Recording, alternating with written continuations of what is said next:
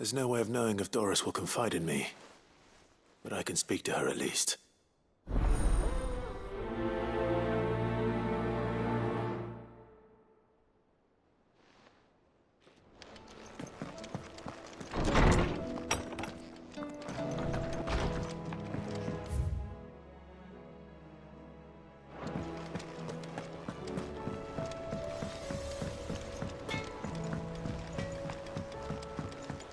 Have you tried Molly's lemon tarts?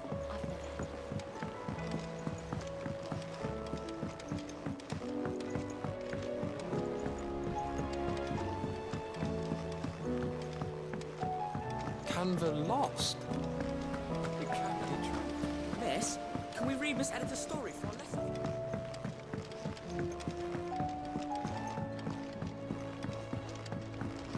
How was she?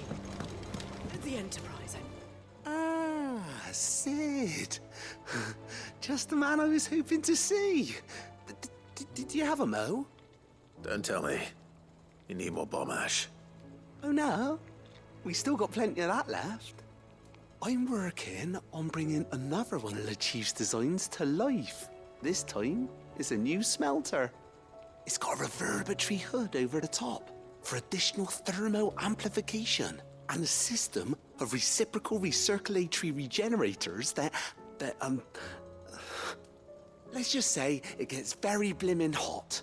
A heck of a lot hotter than anything Blackthorn's got in his forge, that's for certain. Only mithril engines get hotter, and you can't chuck ore in one of them and get metal out the other end. Trouble is, we won't be able to make out of any old rubbish neither. We need the good stuff. And I hear you once helped Helena get her hands on exactly that.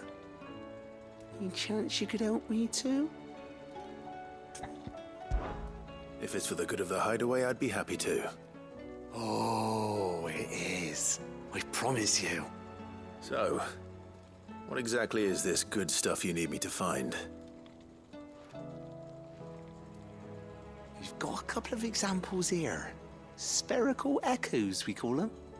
More fallen materials. So this smelter is similar to the mithril engine in more ways than one. That's right. They're a bit like the thermal helms. Fallen ceramics deal with heat like nothing else, see?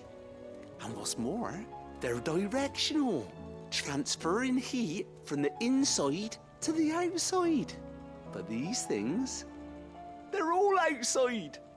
If we line the hood with them, they'll reflect the heat right back into the furnace. We've collected as many as we can, and I know where we can get the rest. Trouble is, they're all watched over by their bigger, uglier cousins. So you want me to visit some ruins, destroy some echoes, and bring back the spheres they're guarding? That's it in a nutshell, yeah. We're only 3 short, mind, and we know exactly where they are. There's one up Amber Way, in that ruin that they call Lost Plume, and another in the Silent South over in Dalmekia. Last one is in the ruins of Advent, which is in the Empire. All right then. Wish me luck. It'll do. I'll be keeping all my fingers and toes crossed.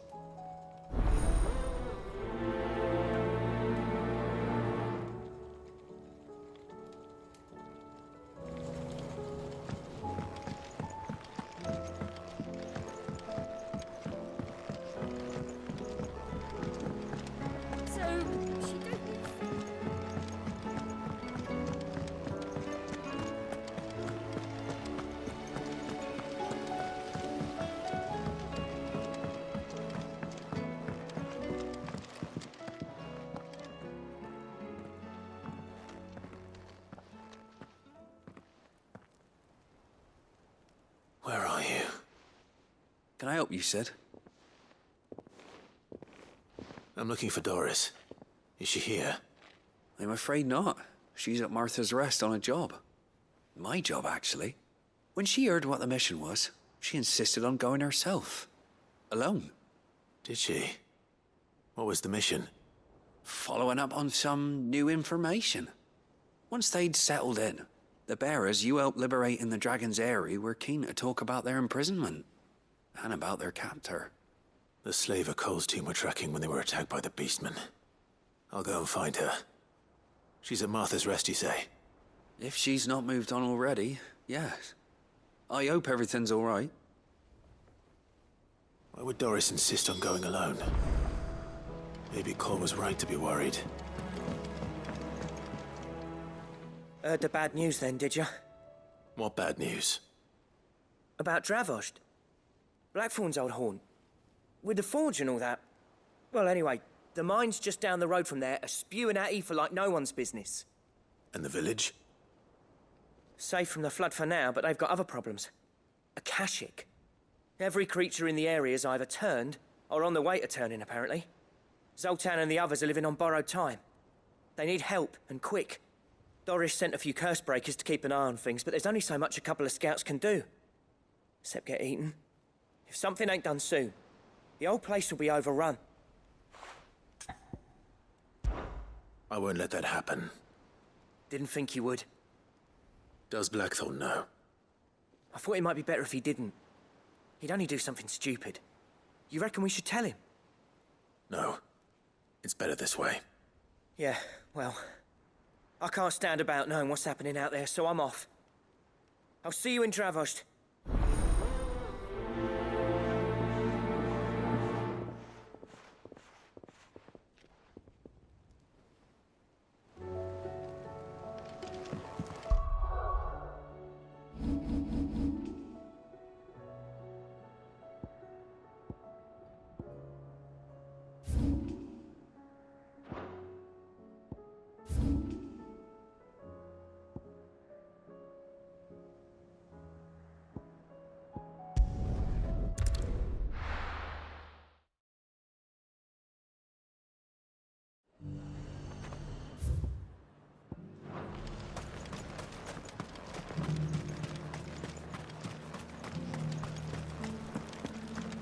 There were ghosts at the gates, not Daisy.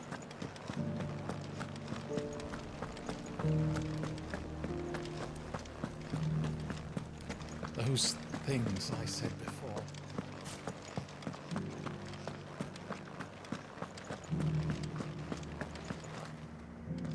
Oh, Clive. What am I to do? My wards and I may soon be without a home. What's happened? The High Cardinal has descended from his lofty throne and taken up residence here in Northreach. The High Cardinal?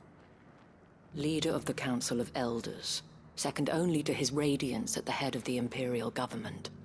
Not that any of those things still exist.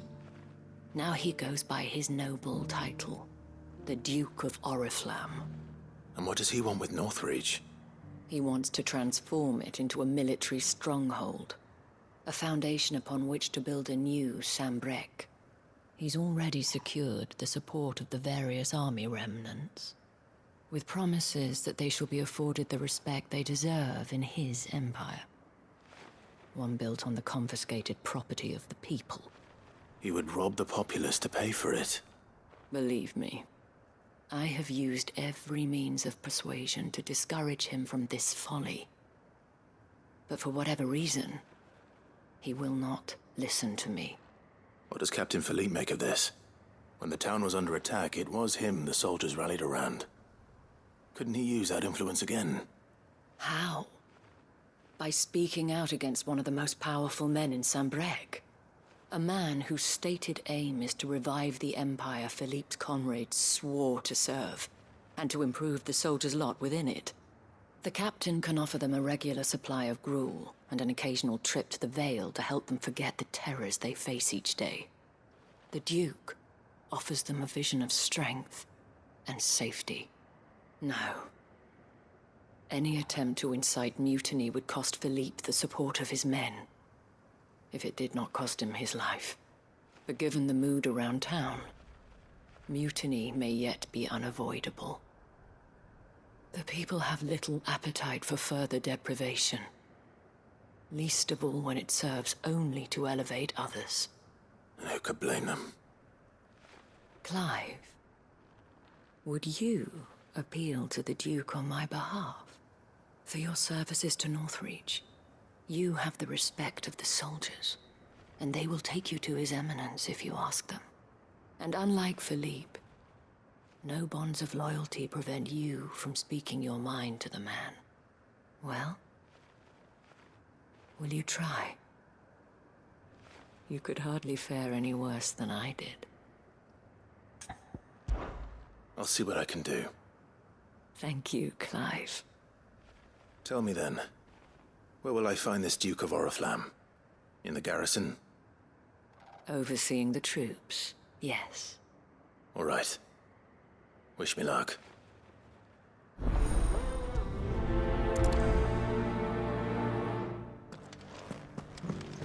I may have met this Duke before, at the Remembrance Ceremony.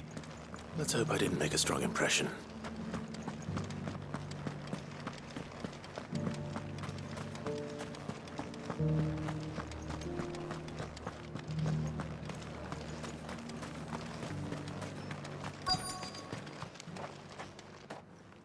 Halt!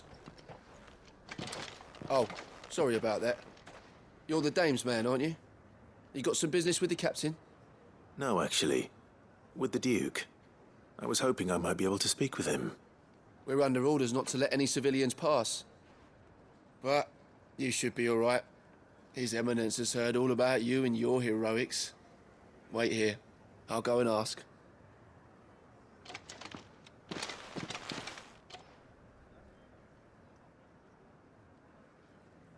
So, you are the sellsword who lent his aid to the garrison. The Empire owes you a debt, and I shall see it repaid. But tell me, is it wealth that you seek, or favor? Neither, Your Eminence. I thought only to inquire about your plan to turn Northreach into a stronghold. Ah, I see. You are worried the expanded garrison will render your services redundant. Yet you needn't be. A proud fighting man like yourself shall always have a place here. Pride of place, in fact. For too long has the contribution of the noble soldier been under-reckoned. But no more. For it is they who shall see the Holy Empire rebuilt, beginning right here in Northreach. Why here, Your Eminence? The town has been fortunate enough to escape largely unscathed from the recent troubles. Her defenses are sound, and her garrison well prepared. Which is more than can be said for Oriflamme or Twinside. The Empire wants for a capital, and I believe Northreach to be the perfect place. With Caer Norvent as her citadel. Once we have seen to the refortification of both the town and the castle, we need only build a wall around both to create a city that would be the envy of the twins. Plans are already underway for the construction. Soon enough, these thralls shall learn that they are no match for the might of Sanbreque. I fear you underestimate how dangerous these creatures are, Your Eminence. Should they return in force, you will need all the people of Northreach to come together in defense of the town. Something they may be loath to do if they've been deprived of their worldly goods. The people will do as their leaders command. If Sanbreque is to be rebuilt, she will require a functioning government. One whose authority is beyond question. That is why this levy is necessary. So that any man who wishes to join the army might do so and be fed, outfitted, and paid as befits a defender of the Empire. And yet there are those who persist in peddling the treasonous lie that I seek to steal from the people and drive them from their homes. I suspect they're afraid of losing what little they have left. Precisely. The common folk have little and less, and you mean to deprive them of even that. You would sow the seeds of your new empire in your own salted earth. Sabine, we have discussed this. Yes, and I told you then how putting the empire before her citizens would lead only to revolt. Without an empire, there are no citizens. And in yours, there will be only beggars. Is that what Griga wills for her people? Do not take her name in vain, Sabine. I'll come back later. A citizens' revolt. I wonder what the people really think of the Duke's plan. It wouldn't hurt to ask them, I suppose. Let's begin with those on the other side of the wall. Sabine, you are embarrassing. As long as you remain.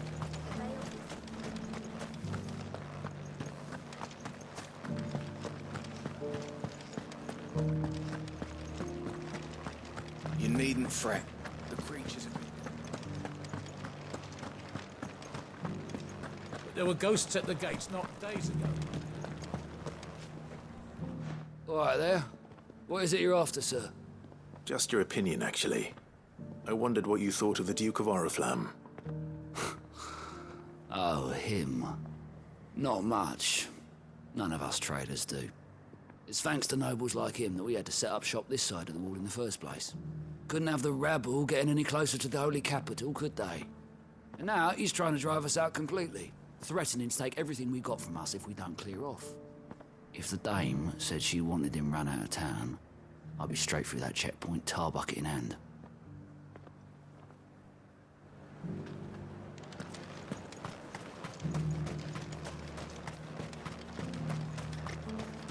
I heard the dame got an Eikon to rid the meadows of...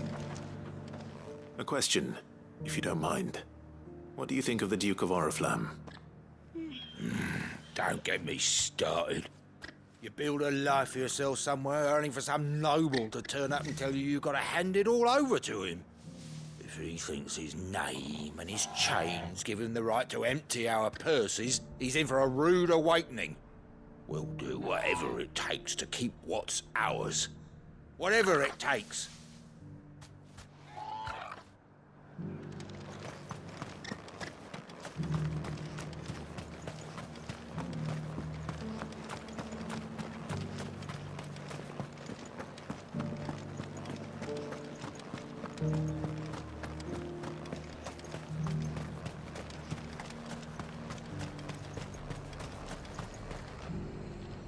I've been hearing a lot of talk about a certain Duke.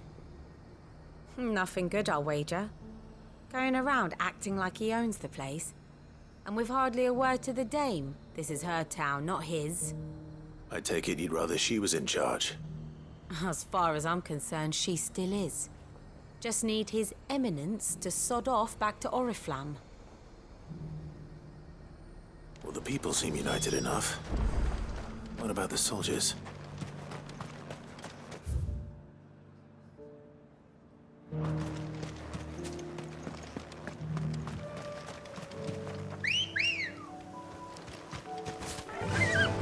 Fly, Ambrosia.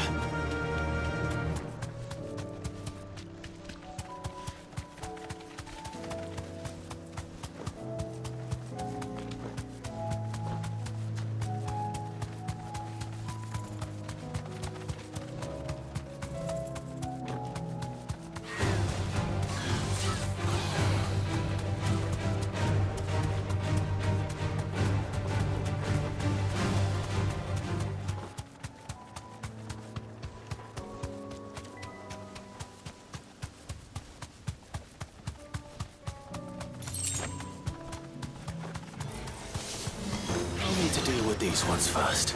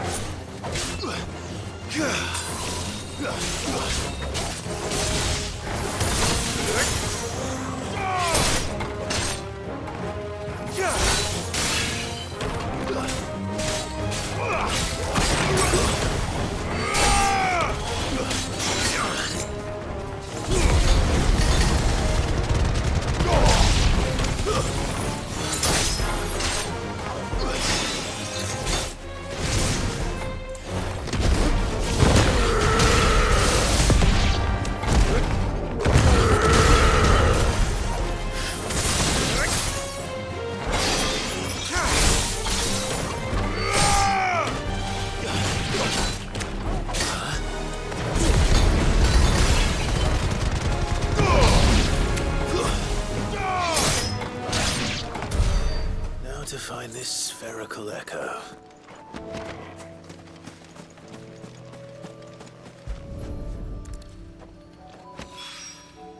This is it. Right then. Just two more to find.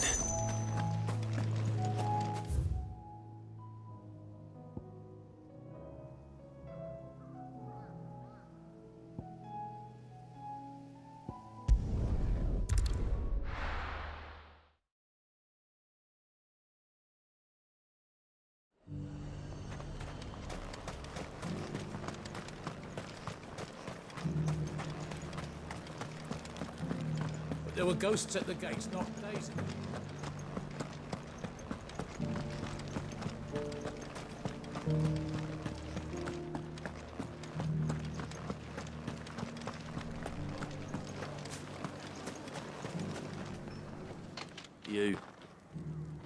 You're the one who was talking to His Eminence. On the Dame's behalf, yes. I was trying to persuade him not to take the people's goodwill for granted, but it seems my words fell on deaf ears. What do you think of his plans? I'm a soldier, mate. He tells me what to do, not the other way round. Listen, I've got nothing but respect for the Dame, but I've got a family to look after. That's where my loyalties lie, not with the town or the Empire, but with my wife and children. If the Duke can get us the men and the equipment we need to fight off those blue-skinned bastards, I don't care how he does it. I left everything. As long as you remain, the veil will see to you. Sabine, you are embarrassing me. I hear the Duke of Oriflamme plans to turn this town into some sort of fortress. Do you think that's a good idea? It's not for me to say. All I know is that unless the Emperor orders me otherwise, His Eminence's word is law. Look, no one likes all these taxes and tariffs, but empires don't come for free. Once Sanbreque is back on her feet, we'll all reap the benefits.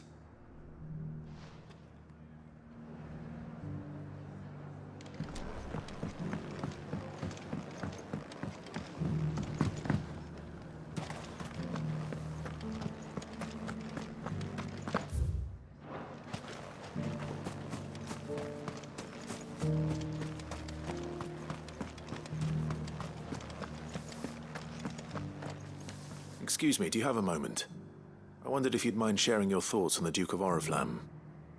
Well, he's made a lot of enemies coming in the way he did. But I mean, look around us. You can see the state the realm's in. The traders might not like having the screws put on them, but if they volunteered a few more of their hard-earned gil before things got bad, maybe they wouldn't have to. I think the Duke's got a point when he says rebuilding the Empire's the best way of making sure we're all protected. And if that means people who don't know one end of a sword from another have to make way for those who do, well, that's just how it goes. Let's see what Philippe makes of all this.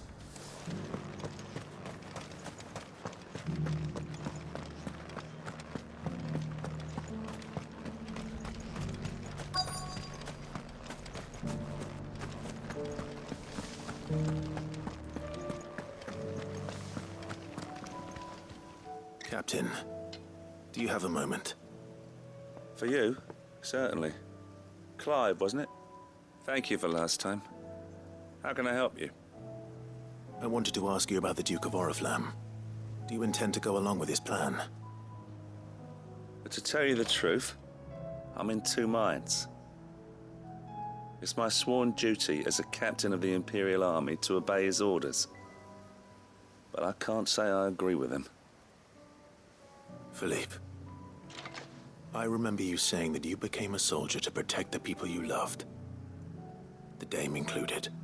That's right, I did.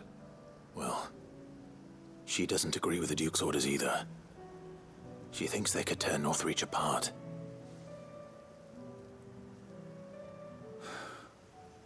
And she's probably right. Thank you, Clive. I know what I need to do now. Protecting the people I love is what matters. Doesn't matter how. Well, duty calls, so I better go. Thanks again.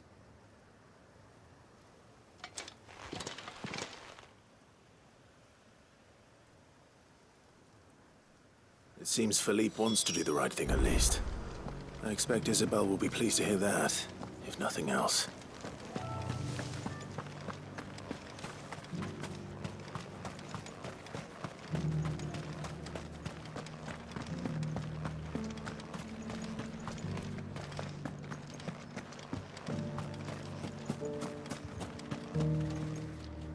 Ah, Clive. How did you fare? Were you able to speak with the Duke? I was, but...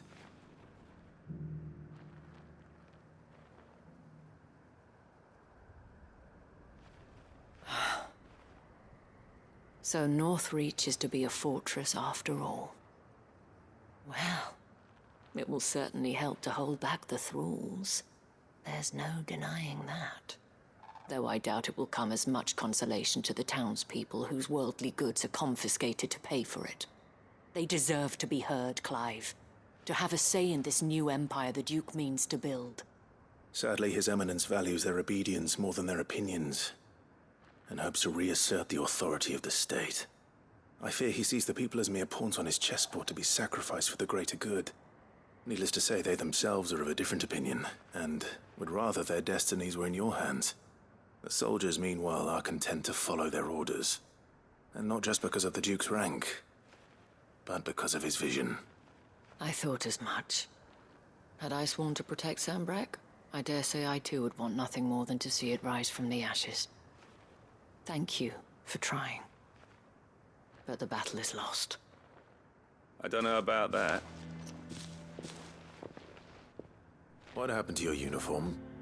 I handed it in, along with my resignation. Told the lads I wished them well, but that I owe it to those I love to call it a day.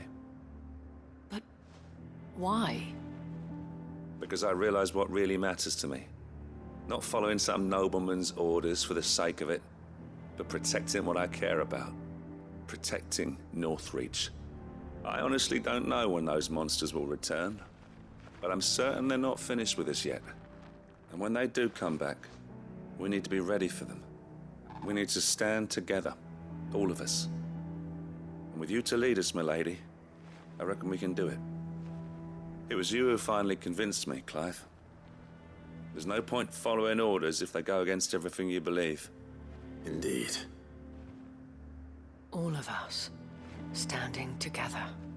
That has always been Northreach's best hope, and one which still lies within our grasp.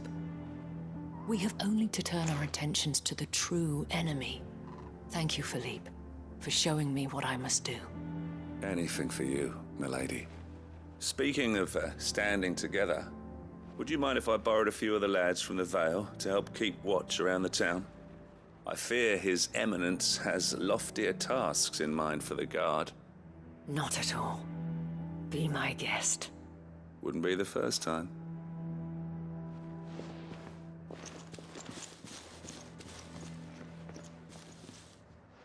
There may be hope for Northreach yet. Especially with men like you and Philippe to champion our cause. I, for my part, shall continue to work upon the Duke, in the stubborn belief that I might still tempt him into joining hands. But I suspect I shall have to call upon your aid again. Until then, Clive. Until then.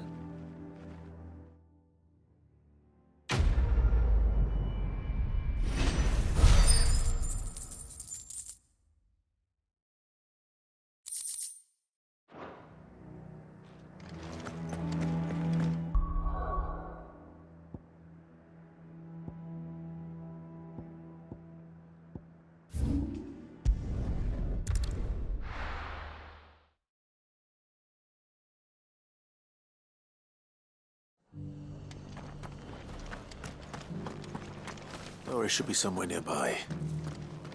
Assuming she's still here.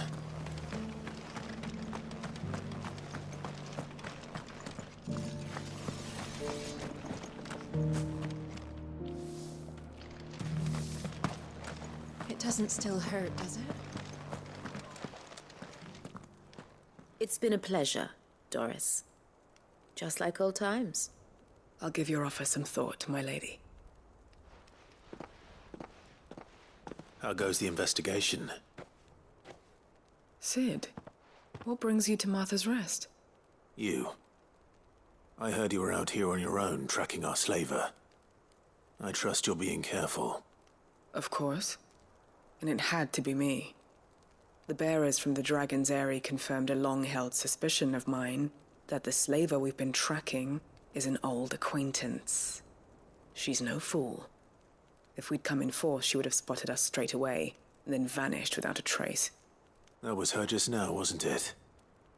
So, was it a fruitful reunion? I'd say so.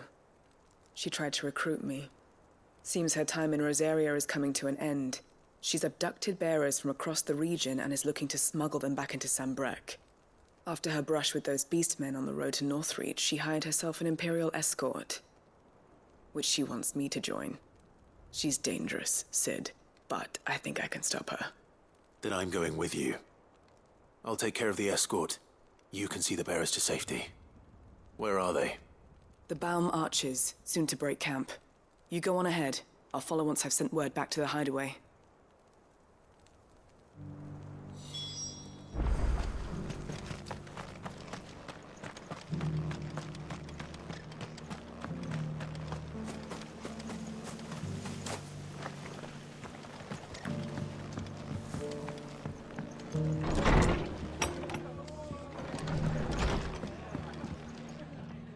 Ah, Clive, I was just about to send for you.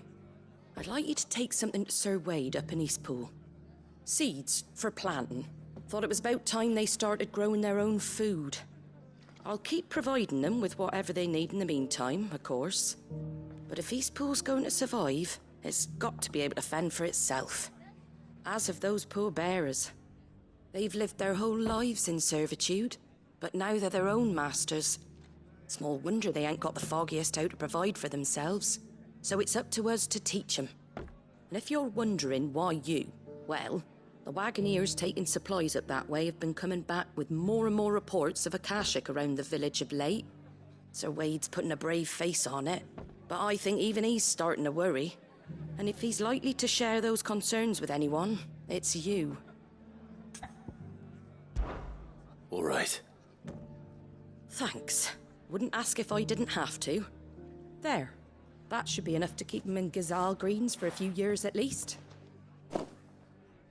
Gazal Greens? Not the most mouth-watering crop, I'll admit. But they're hardy, they grow fast, and they fill a hole. Better that than something that'll wither away at first frost. And chocobos love 'em too, which is no small thing. When I say all of us need to pull together to get Eastpool back on its feet, I mean all of us. They ain't exactly succulent, but cook 'em right and they're just about bearable. I'll take your word for it. Anyway, Sir Wade'll know what to do with them. And if he don't, well, I'll go up there and show him myself. I'm sure you will.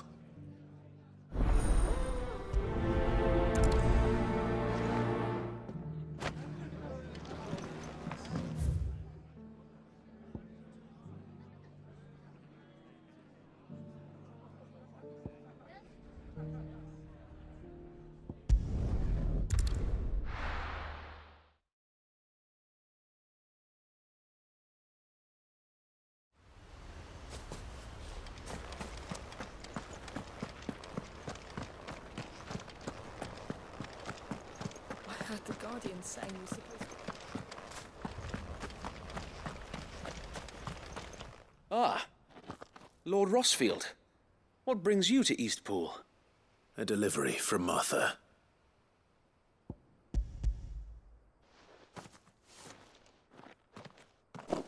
These are Gazal green seeds. Martha's keen to cut the apron strings then, is she? I jest, of course. You see, I had thought we might be able to revive the old wheat fields, but they'd long since gone to seed, only without the seeds. Martha was hoping he might be able to show the bearers how to plant and tend these, so that they'll be able to fend for themselves. That's not a bad idea. These bearers had only recently escaped their bonds before we brought them here. They know little of freedom, of providing for themselves and their loved ones. Unless we teach them how to live like free men, I fear that all we have achieved in bringing them here is to exchange one master for another. Not that myself and the Guardians have been the best example to them so far, subsisting almost entirely on Martha's charity as we do. It's about time we all started to provide for ourselves, bearers and Guardians alike. Unfortunately, we've been a little too busy of late to focus on much besides bolstering our defenses. There have been alarming reports of... The Horde is closing in. They're coming, so wait, all of them. Damn it all, I thought we'd have more time. Gather the men in the square. Send to the rest for reinforcements. Yes, Sir Wade. The Horde. A Kashek, a veritable legion of them. They've been seen prowling around the northern reaches for a while now. We don't have the numbers to hold back a swarm that size. I had hoped to build a perimeter wall so that myself and the Guardians might be able to defend the village, but... Now you're out of time. Precisely. If reinforcements from the rest arrive before they do, we may just scrape through, but I fear that's rather an enormous if. What if you could call on reinforcements from Eastpool? You mean the bearers? We brought them here so they might live, not die fighting for their lives. So wait. You said you lack men to defend the village. Are the bearers not men? Do they not wish to see Eastpool saved? Though they may not be trained soldiers like your Guardians. What help they are able to offer could still prove the difference between victory and defeat. You're right, my lord. I will appeal to them.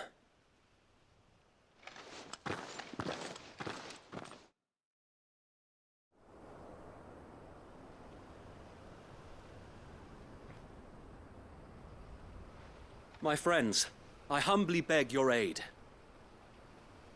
We Guardians are few and our enemies many. But I swear we can defeat them with you at our side. You would send us to the slaughter, to serve as bait for those fiends so that you and your men might be spared. And to think we trusted you. Say what you will, a home is not worth dying for. But it is worth fighting for. Sir Wade fights to give you lot a chance. Just like I do. Just like Sid does. We all wanted to give you a home where you could be free. And you got one, didn't you? This place, Eastpool. This is your village. Your home.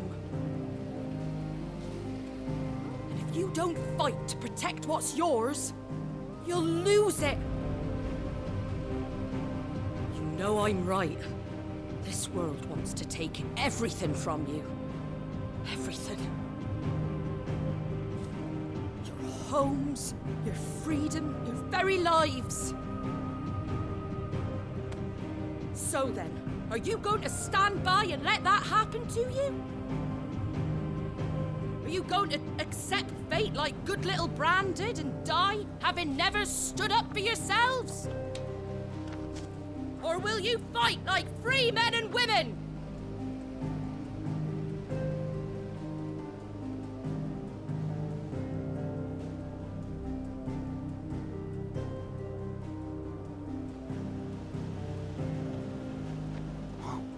What are you doing? All right. Give me a sword. I never dreamt I'd have a home of my own. And now that I have, I don't want to lose it. I will protect what's mine, or die trying. We all will. Free men and women, fighting together.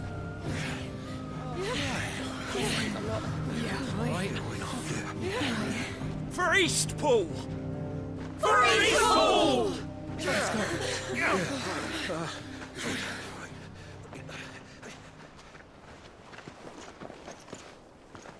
Thank you, Martha. Don't mention it. Just promise me one thing. That you'll show them how freeborn fight. Gladly.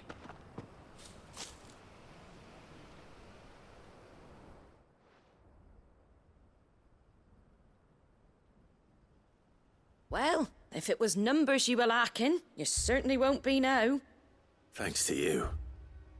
Me? Oh, I just love the sound of my own voice. Lord Rosfield, my lady, we're ready. So what's the plan of action? We'll divide our forces into several small detachments, each made up of guardians, bearers, and guards from the rest. These will position themselves at strategic points around the village. Upon engaging with the Akashic, each detachment will keep the creatures occupied as best they can, steadily retreating all the while. You're going to lure them into the village? I am. We will have neither the time nor the resources to treat the wounded, so injuries must be avoided at all costs. Instead, we will focus purely on defense at first. By coordinating our withdrawal through the use of messengers drawn from among the bearers, we will aim to have the swarm converge at a point of our choosing. With luck, that point will be the village square, the perfect place for our most able warriors to surround them and fall upon them, and for you and I to finish them off. A sound plan, but one that'll require a leader with a cool head and strong nerves to coordinate the retreat. I'd say you have both in abundance await, but you'll be needed. Please, leave the last of the fighting to me. Ha! And let you have all the glory. Sir Wade! They're here! Then you know what you must do. We work together, everyone playing their part, each shielding the other that no man might fall, that Eastpool might live on. For Rosaria! For Rosaria! We've no time to argue, my lord. I'll do as you ask. And I will do as you ask. Suppose we'd better do our bit too then, eh? Right you are, Martha.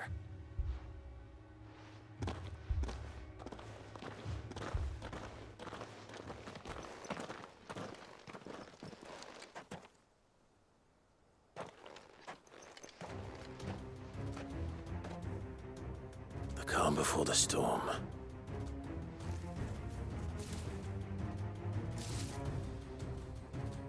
And here it comes. Not let this village fall.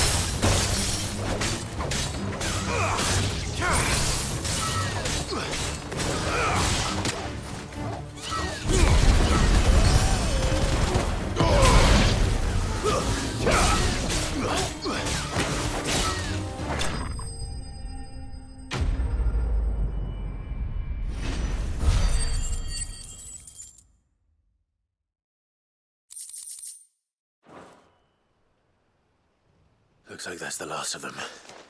Lord Rosfield! Change of plan! What is it? Owl from the rest. An Akashic curl's been sighted on Rhiannon's ride and is headed in their direction. Well, the better half of her guard is here. So wait, how many Akashic remain in Eastpool? Hard to say.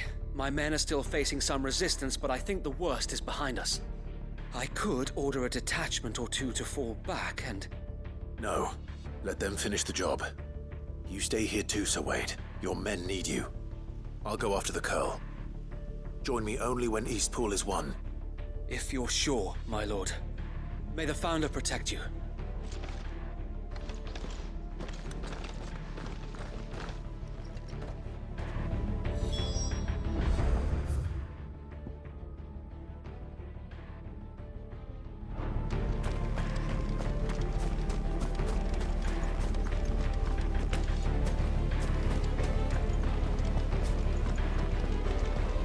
Next one's mine.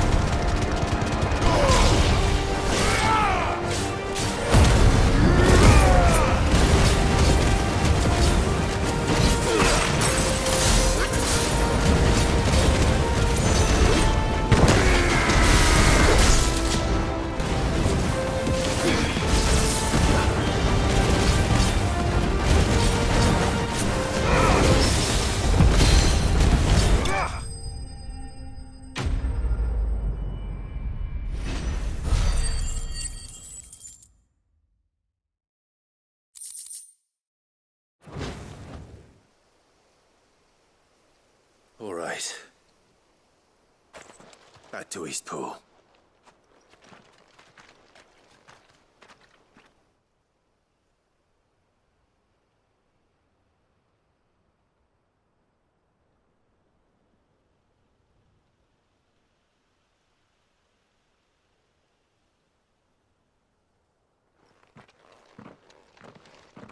Lord Rosfield, the Curl, is it?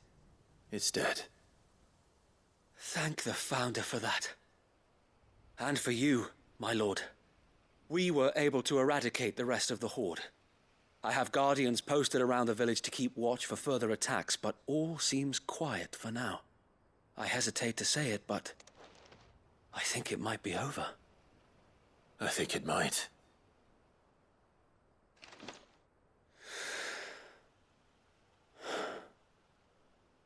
We did it.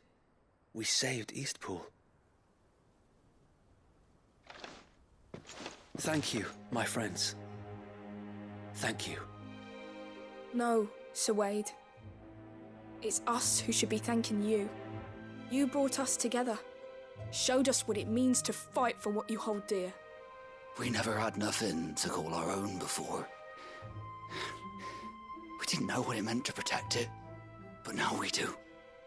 We really do. Forgive us, Sir Wade. You and your people saved us, and still we doubted you. But there's no doubt in my mind anymore. We're free men now, so we have to start acting like it. We have to fight to protect what's ours. To protect Eastpool. And we shall. We all shall. Together. This is our home. And if anyone or anything tries to take it away, they'll have us to answer to. Come on then. Let's get to work. This village isn't gonna rebuild itself.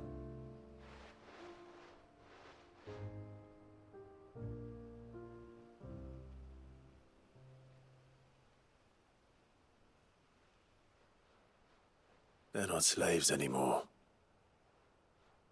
No. They're Rosarians. Your father took pity on the bearer's plight, and I believe if he was still with us today, this is what he would have wanted. I believe you might be right. I shall remain here, my lord, and do what I can to help rebuild the village. After all, this is my home now too. And I could hardly call myself an Eastpoolian if I didn't pull my weight. I think you'll find it's Eastpudlian, Sir Wade. But you should be proud all the same. I'll have to pull my weight too. Can't have the rest getting outclassed. Speaking of which, I ought to be getting back. Can we continue to count on your support, Martha? Of course, and I'd be counting on yours too. Us Rosarians have got to stick together, haven't we? Indeed we have. And Clive, come by the Golden Stables when you get the chance. I ain't paid you for delivering them seeds yet. All right. I will.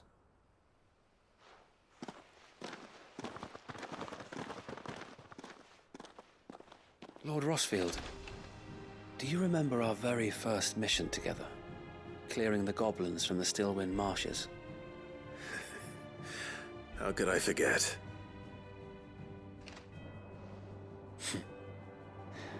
There's one sight that I shall never forget. You, facing off against that giant Morble. Not a trace of fear on your face. Since that day, there have been more than a few times when I felt like giving up. When the odds seemed so stacked in the enemy's favor, I thought I may as well just lay down my sword and surrender. But every time, I would think back to the look in your eyes that day and remember what it means to be a shield. Know that whatever trials Eastpool may face, I shall never lose courage. Thanks to you.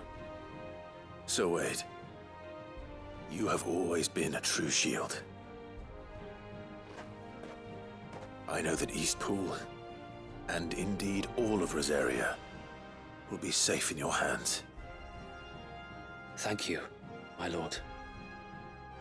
I know the rest of the world will be safe in yours. I'll do my best.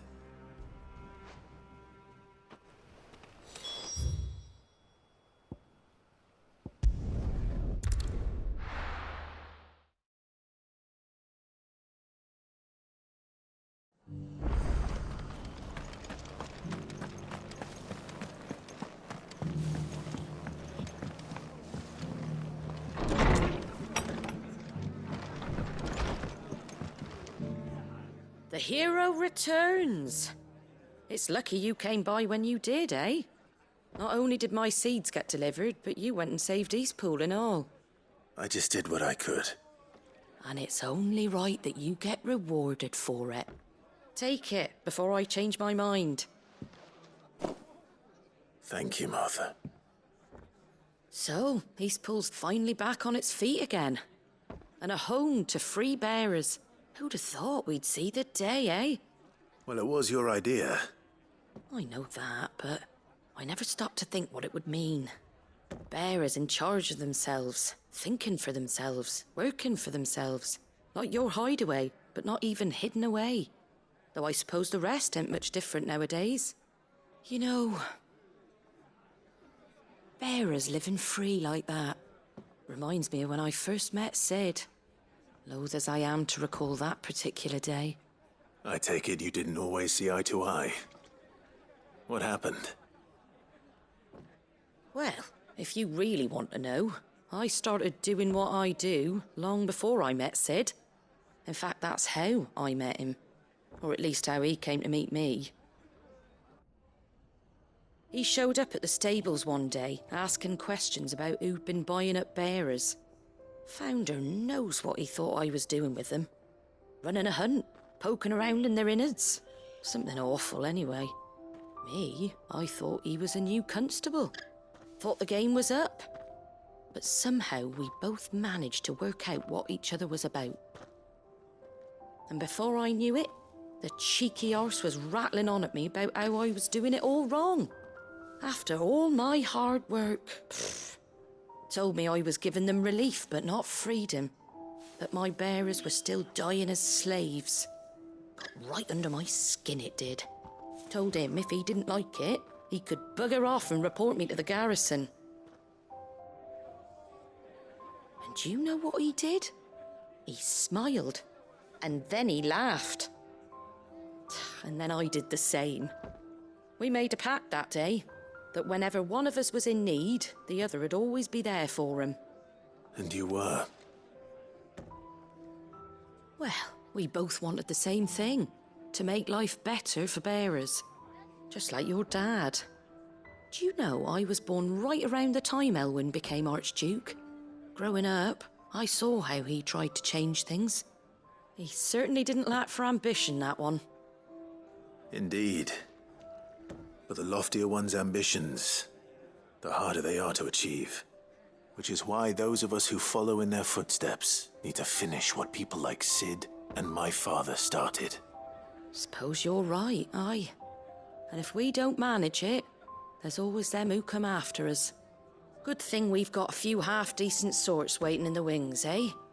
It's almost enough to give you a little bit of hope. Just a little. Anyway, enough nattering. Better get back to work. Let's see about making everyone some dinner, shall we? The least the folks who saved Eastpool deserve is a hot meal. And you and me ain't gonna save the world on an empty stomach neither. That sounds like a wonderful idea.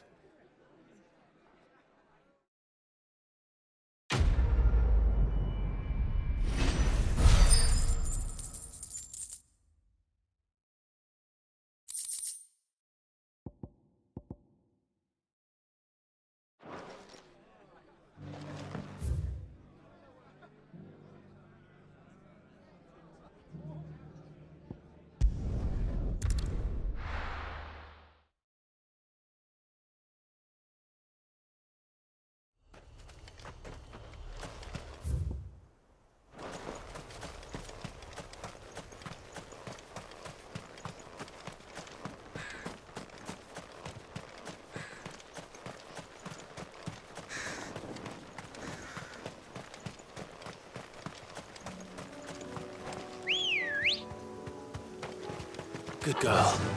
Yeah!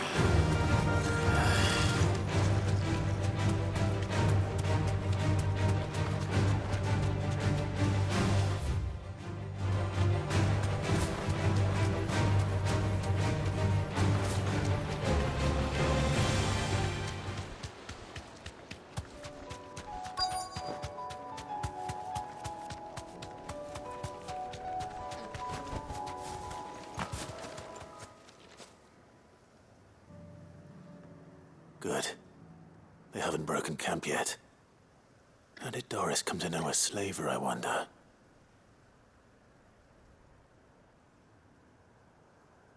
We've waited long enough. She's not coming.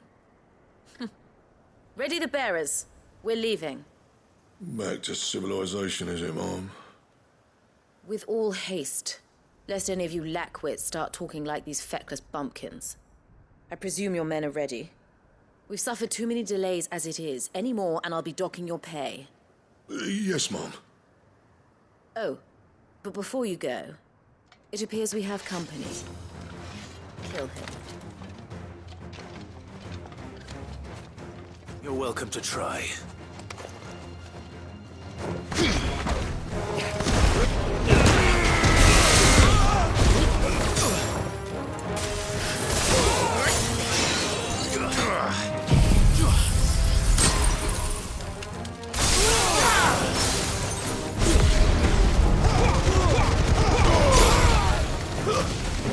Stay down!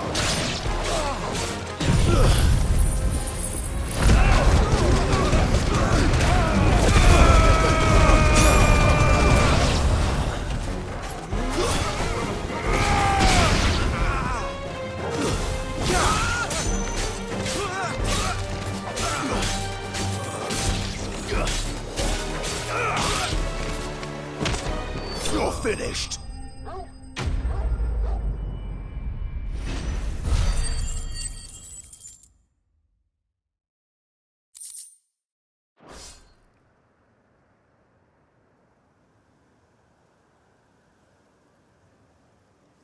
So much for your escort. You'll forgive me for not avenging my men. I'm not the swordswoman I used to be. I surrender. Do with me as you wish, Sid the Outlaw. Sid! Ah, Doris. I take it you're not here to rescue me from our brooding renegade? You know, I always wondered where you'd vanished to. But casting your lot with this criminal of all people... Better fighting for a cause than killing for coin. I'm sorry, Sid. I should have told you sooner. This woman, my former master, once trained bearer children to be weapons in service of the highest bidder. She raised me like a daughter, and I did terrible things to earn her favor. It wasn't all terrible, surely. We had our fun, too. You were always so eager to learn, and had such clever hands. All my other children took either to the blade or to the books. Always either or. But you proved yourself a master of both. That's why I kept you for my own. How about it, my little dagger? Care to swear that blade to me again? I never swore my blade to you, nor will I ever. I fight for a higher cause, to liberate the bearers of this world. Farewell, Master. Thank you for making me the weapon I am. You always were a righteous child. Perhaps that's the reason I loved you so.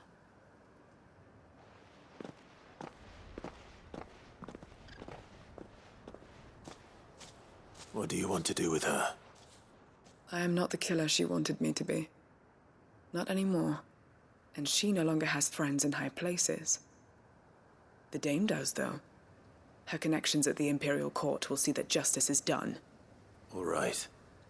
If you're certain. I am. And thank you for everything. Now, I better let these bearers know that they're safe.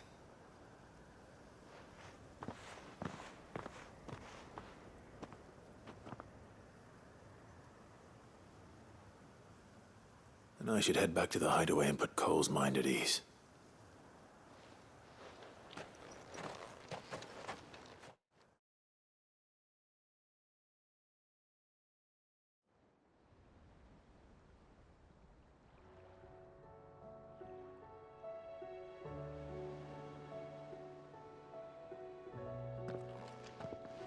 Welcome back, Sid. Doris's message just arrived. I hear you saved more bearers from being smuggled across the border. With any luck, they'll be joining us in the hideaway shortly. Oh, and your letter. You don't need to worry about Doris anymore. I'd been hoping as much. She mentioned one or two things in her report. So the slaver we'd been chasing all these months was her former master. Wish I'd known. She's been arrested, by the way, over in Sanbreque. Went quietly, or so we're told. And she won't be getting off lightly. The Empire may have no love for bearers, but it's none too fond of black market traders either. Can't have been easy for Doris. I'm sure it wasn't. But don't worry. She'll be all right. I hope so. Suppose you should know, eh? You had quite the past yourself before you came here, or so I understand. Anyway, thanks again, Sid. The Cursebreakers would be lost without Doris. And you, of course. Keep up the good work, Cole.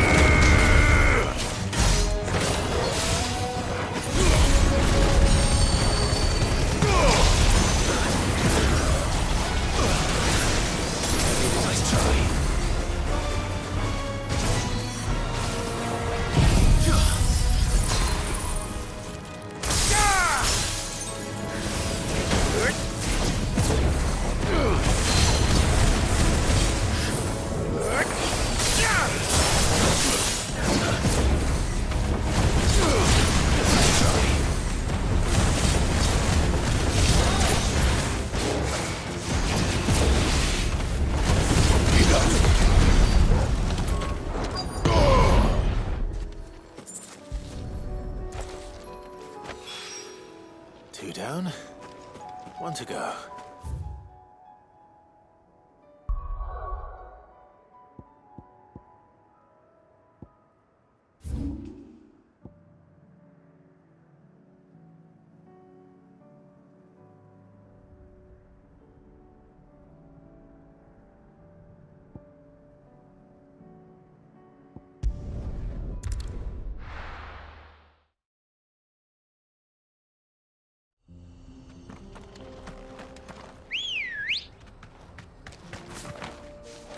Ready, go? Fly, Ambrosia.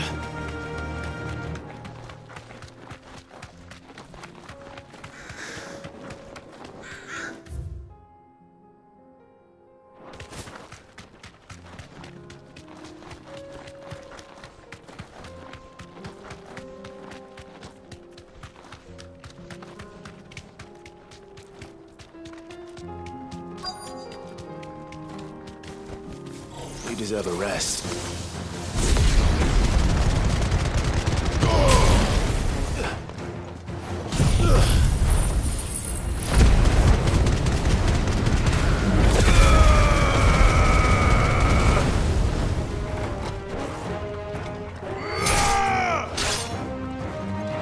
It's over.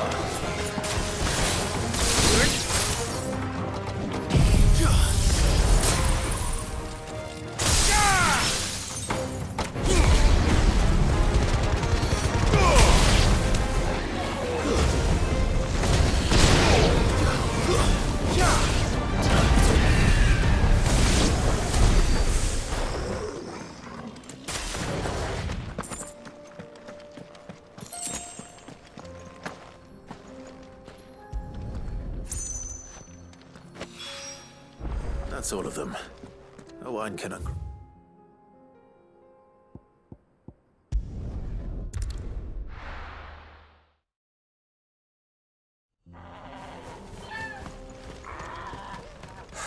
So Dravost is still standing. For now, at least. If you can swing a hammer.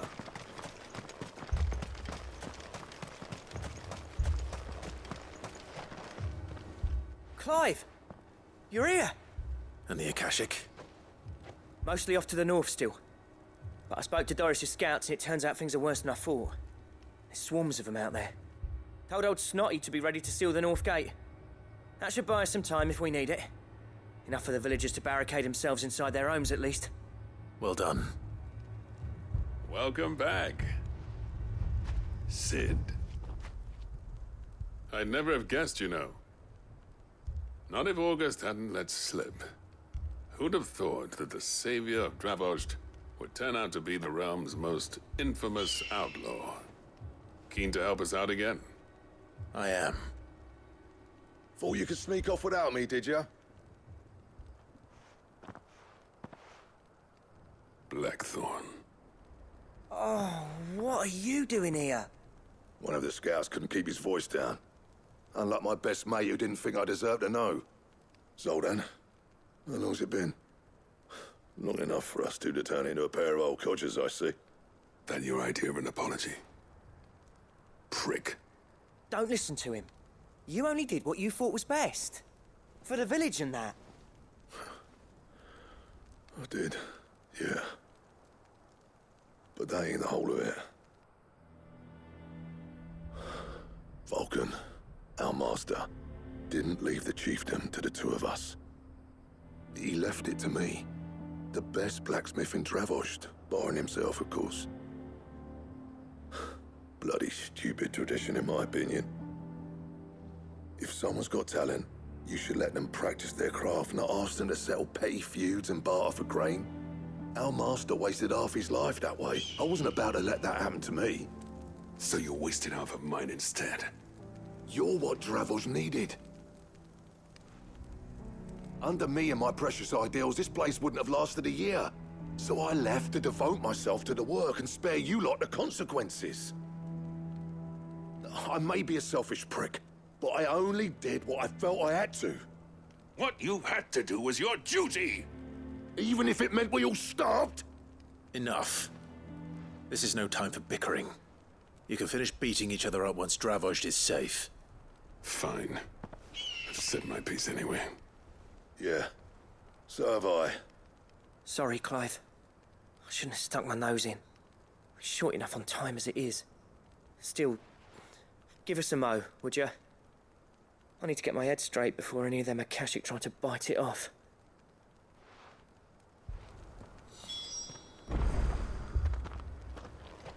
You, ready for the off, then? We can't afford to waste any more time. Right you are. Might be worth having one last word with the scouts, though. Don't want any nasty surprises, do we?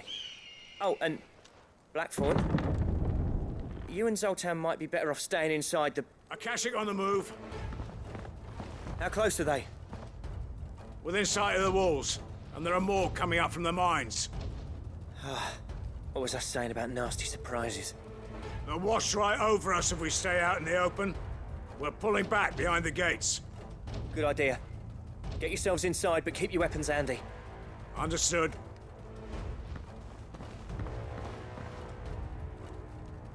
I'm prepared to fight if I have to. Well, let's hope you don't. That's our job. Once the scouts are inside, order your men to barricade the gates. No heroic last stands, you hear me? No fighting at all if you can help it. August's right. I've seen what Akashic beasts can do to armor. The people here are tough and willing, but they ain't equipped to face what's coming. I'm going out there. Start work on the gate as soon as I've left. I'll give you as much time as I can. And if they kill you? You evacuate. But it won't come to that. I promise. You'd better be right. Take good care of Dravost till I get back. Leave it to me. And give those things what for, yeah?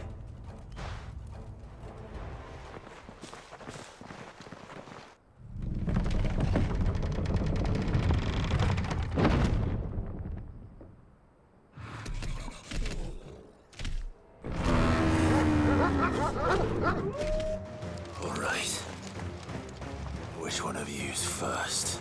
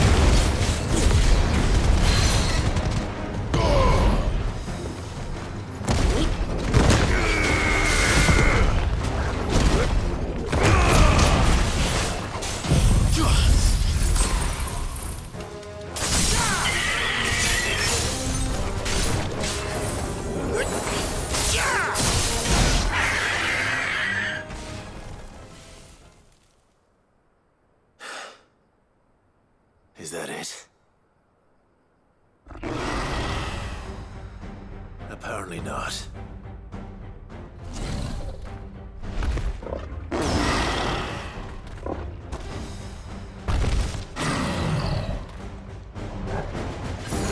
Not getting past me.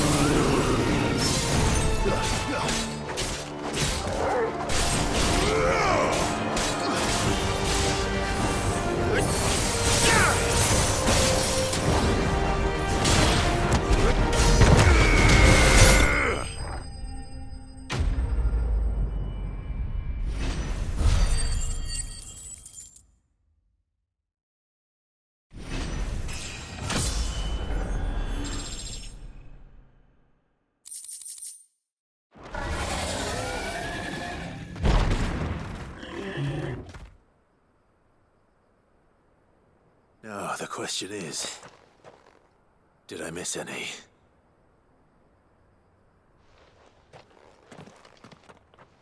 Man alive!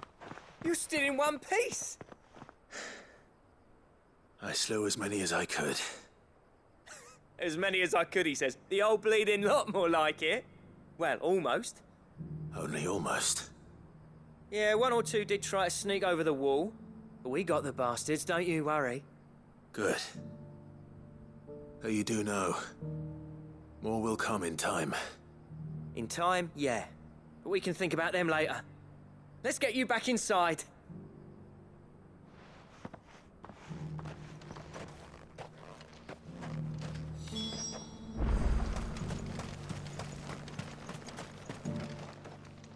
Sid! You're even more fearsome than your reputation. Enough to give those Akashic monsters nightmares. I almost felt sorry for the wretched things. But mostly, I felt grateful. Dravoged won't forget what you did today. I'm afraid I've only delayed the inevitable. There's no getting rid of that ether flood. Meaning that any living thing which stumbles into those mines will end up clawing at your walls again. And that's if the flood don't spread. If it does, well, I hate to say it, but the village's days are numbered. That may be, but we're staying just the same. With ether floods springing up all over, it's no less safe than anywhere, and more importantly, it's our home. We'll fortify the gates to the north, and I'll see that they're guarded day and night. All right. Then we'll give you a hand shoring up those defenses. As for you, Blackthorn, that's twice you've turned up when Dravosh needed you. So, thanks. I shouldn't have stayed away so long. And I shouldn't have left without talking it over with you first. Too bloody right you shouldn't. Though I doubt I'd have listened. I always envied you. How you made everything look so easy when, for me, it was anything but. You leaving gave me the perfect excuse to hate you. And from that day on, I never once stopped to wonder what it would have been like if you'd stayed. But what you said earlier, it was true. You'd have been the death of this place. Finally, something we can agree on. I hope you see the sense of it eventually. You kept this place alive. Alive, perhaps. Wealthy even, but Dravosh isn't what it once was. Our work used to be the pride of Dalmekia. Now, we churn out the same rubbish day after day because it's easy and turns a profit. It's not about the craft anymore. I wouldn't send my sons to war wearing the shit most of our smiths are making. I've kept working, honing my skills, trying to lead by example, but no one sees the point.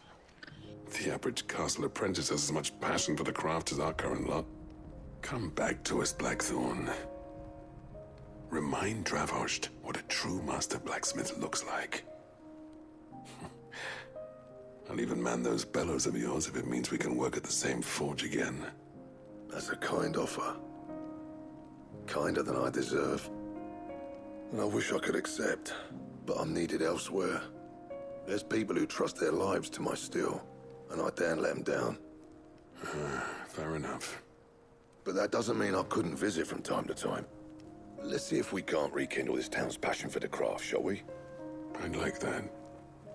Just be sure to tell Snotty to let me in the next time I come calling, yeah? Knowing him, he'd let you in anyway.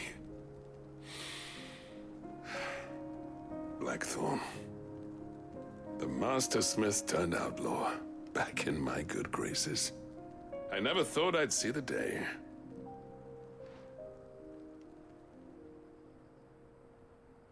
I'd say that went pretty well, wouldn't you?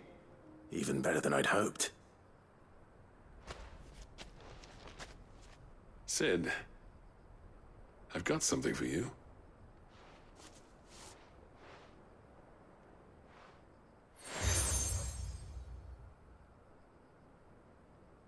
And this is? A token of our lasting gratitude. But I'm of a mind to make you a far grander gift. Designs for a certain sword have been passed down from chief to chief for generations. Now hold on, Zoltan. There's a reason no one's made that blade in centuries. There's not been a craftsman equal to the task. I'll admit your cinders make impressive steel, and I've learned to own an edge Odin will be proud of. But the engravings on that thing are enough to make a jeweler cry. And they're not just for show, either. Have you forgotten what brought you back to Dravosh in the first place? A certain ring? I knew I'd never surpass you with the hammer and tongs. So I turned my hand to a different kind of metalwork. Between the two of us, I'd say we're the equal of any master craftsman ever to have graced a forge.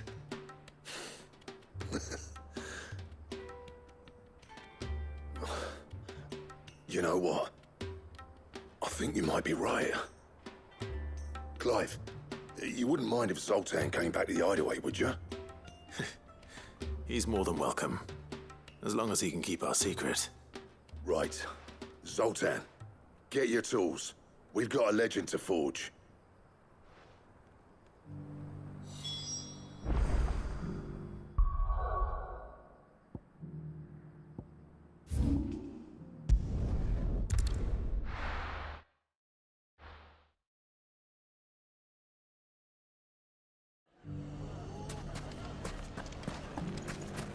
Take that, you naughty... Clive! To what do I owe the pleasure? I just wanted to see how the town's been faring since you brought everyone together. Since we brought everyone together, all is absolutely wonderful. Conrad and Natalie's hands remain safely away from each other's throats and firmly at the helm. Our stores are full, and the bandits still too disorganized to raid them. Just as the good Lady Jane and Lord Underhill intended. Are you a lord? Lubor's going to be one too. They're going to make him the Lord of Dalimil, because of how he stopped all the grown-ups from fighting. It's the mayor of Dalimil, dear child, and the vote hasn't taken place just yet. But if the people wish me to lead them, I shall. And my first act will be to build a school so that menaces like you two learn not to interrupt your elders. Speaking of menaces, there may be a rather worrying one just over the horizon. May there indeed. I'm afraid the example Conrad and Natalie set in putting aside their differences and presenting a united front might have caught the bandits' attention. And they might have elected to take a similar approach. They have formed what one could call a League of Outlaws, and they grow more organized by the day. But we'll fight them all off just like last time, no matter how many of them there are. Won't we, Lubor? Of course we will. If we continue to work together, we can overcome any challenge we choose to face. The longer we avoid facing this one, the more difficult it will be, until the only way to overcome it might be to run for the hills. Our best hope is to nip these efforts at organization in the bud, by finding those ne'er-do-wells who have yet to join the cause, and ensuring that they never do. Perhaps a certain Lord Underhill might be willing to lend us his aid once more? How could I refuse? Thank you, my lord. Victor will fill you in on the particulars. I have him stationed by the desert gate, receiving and collating reports from my scouts. Such an amenable soul. He reminds me of you. I'll go and speak with him.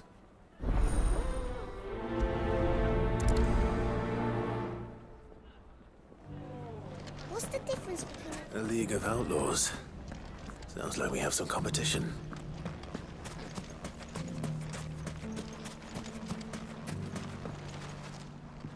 Still in Dalimil, Victor?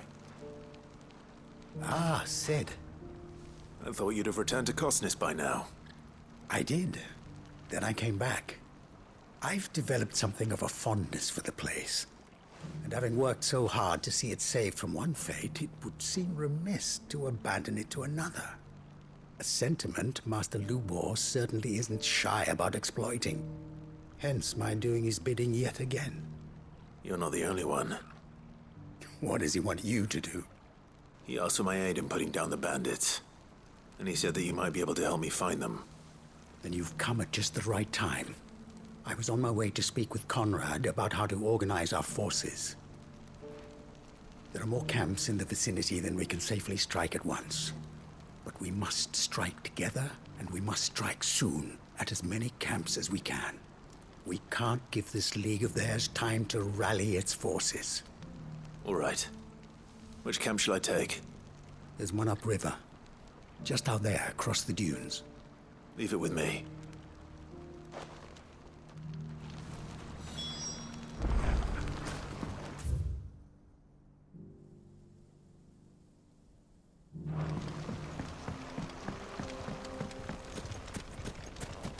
If those ne'er-do-wells want to band together, let them. There'll be no match for us. Let's go.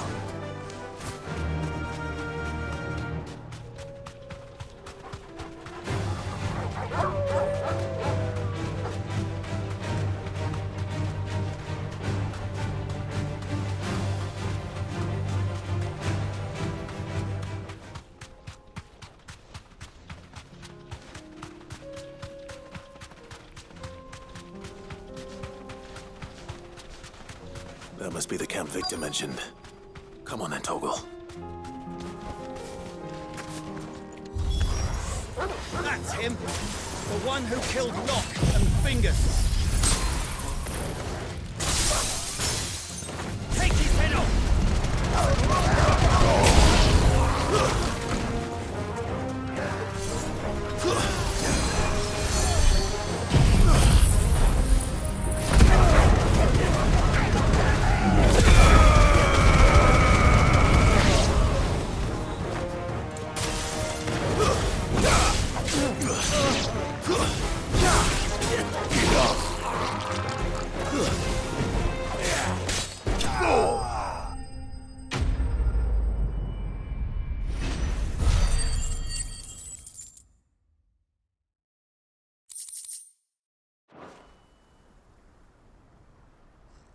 I'd better let Victor know.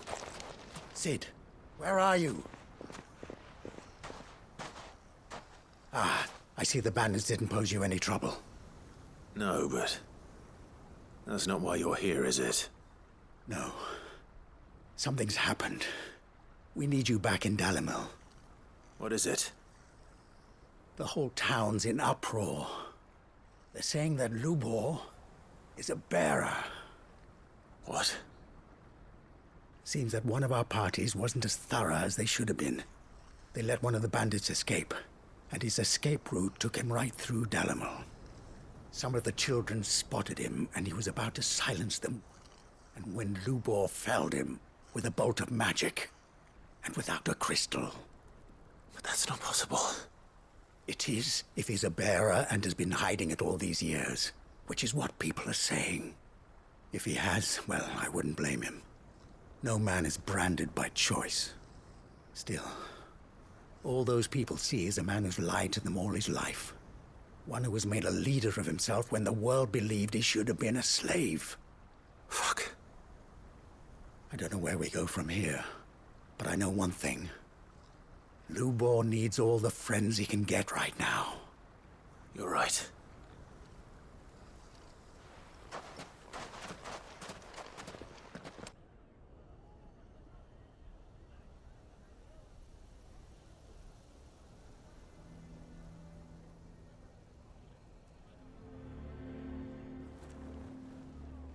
And now everyone knows. I made it a habit to keep a crystal close at hand for just such an occasion. And when that occasion arose, I forgot to reach for it. Well, it was bound to come out sooner or later. We're sorry, Lubor. We tried to keep running, but we just couldn't anymore. There's nothing to be sorry for. I rather enjoyed playing the hero for once. All that matters to me is that you two are safe. Look at him talking to his betters like it's nothing. All lies, I'll wager. Just like the ones he fed us all these years. Once people make up their minds, it's hard to change them. We need to do something, and quickly. Convince the people not to let their prejudices blind them. Convince them that nothing has changed. That their enemy lies outside these walls, not within them. You're right. We should speak to everyone. I'm glad you agree. I'll handle the townsfolk. I'm a Dalmec born and bred. They listen to me. You head to the tavern. Make Conrad and Natalie remember who Lubor really is.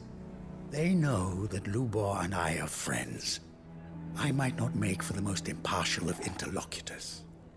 Lord Underhill of Randalar's League of Merchants, however, is a trusted and impartial mediator of note.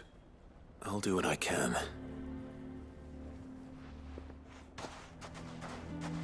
Lubor, stay here with the children. I can't promise anything, but we'll try. And that is all I can ask of you.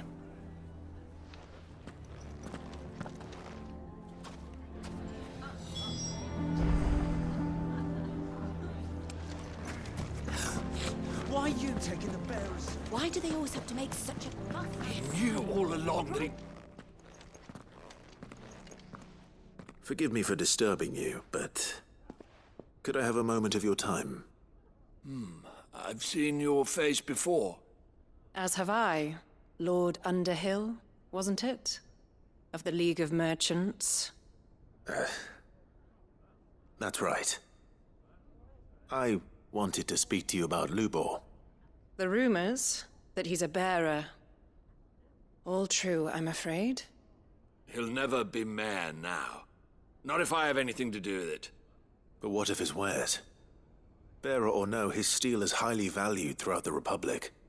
In this at least he's done the town a service. Might that not earn him a little leniency? Leniency? He pretended to be one of us when he was laughing behind our backs all the while. I'm sorry, my lord, but he lied to us. He lied to you. He cannot be trusted. So what do you propose? Will you drive him from his home? Close his forge? Perhaps. That is a question for the people of Dalimil, and they will thank you not to get involved.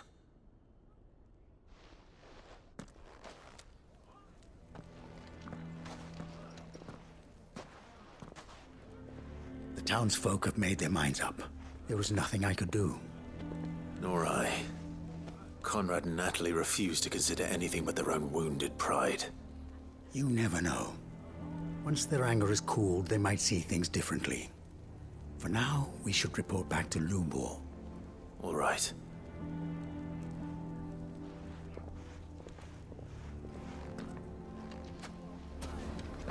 Why the hell would Victor take the bearer's side? For a share in... I assume the situation is hopeless? There's still hope. But...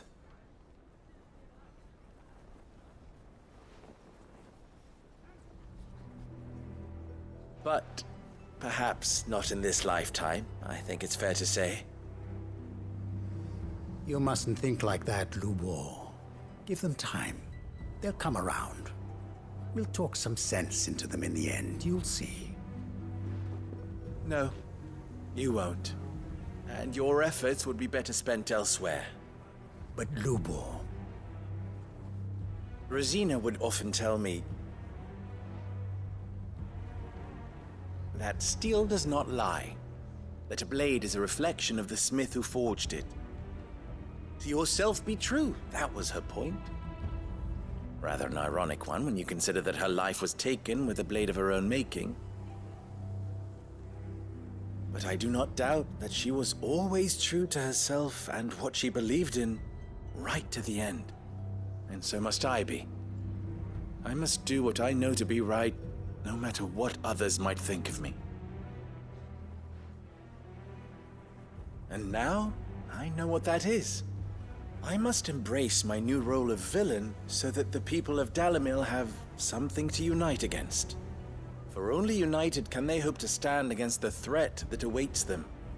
I'll need to make a suitably dramatic exit, of course.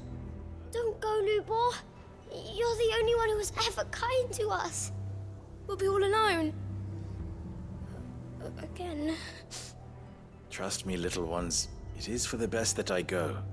Not only for the town, but for you, too. How could it possibly be for the best? These children need you. The least you can do is give the townspeople a chance to change their minds. I would not take it, Victor. It's over. Over, you say? And so just like that, you're going to throw this town and these children to the wolves? I thought you were better than this. But it seems you had me fooled as well. Victor. Forget it. Do what you will. You sure you're making the right choice, Lubor?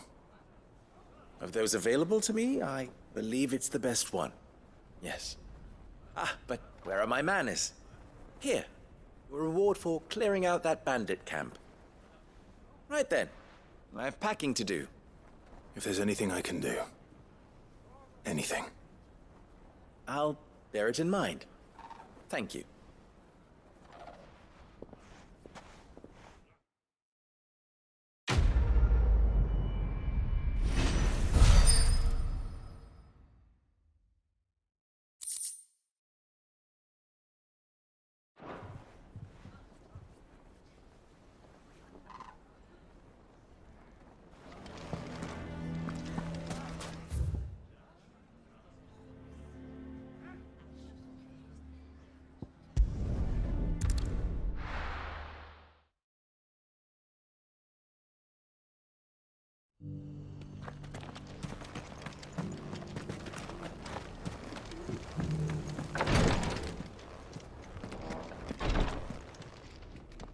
Lord Rosfield, is there aught the Undying might assist you with this day? Perhaps. My brother said that your order was helping him with his quest to uncover Ultima's origins. Have you learned anything of note since last we spoke? Little and less, I regret to report. I see. Be assured, however, that we will not rest until the truth is known. Even now, our archaeologians scour ruins in every corner of the realm for traces of Ultima's touch. Fallen ruins, I take it. Dating back as far as Phoenix Gate. Indeed. Ultima's thralls are oft sighted among the remnants of the fallen civilization, as if protecting the secrets concealed within. Secrets we'd see unearthed.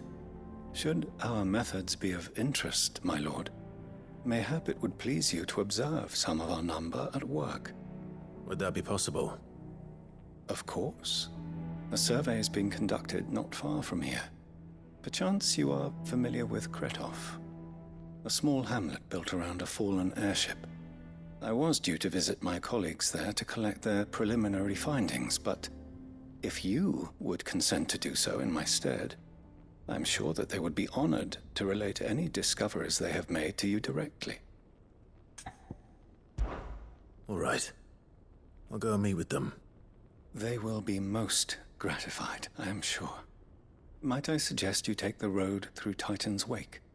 It will lead you straight to the village after but a short walk. Thank you. I will. I wish you a safe journey, my lord. May the Firebird's flames burn ever in your heart.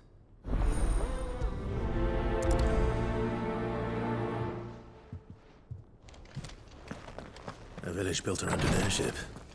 Sounds like another Lost Wing.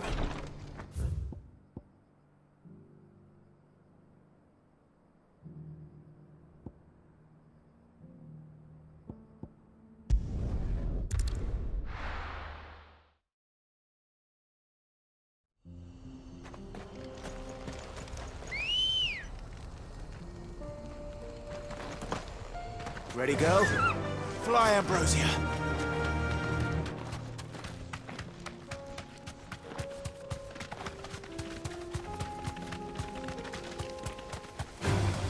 Time to fight.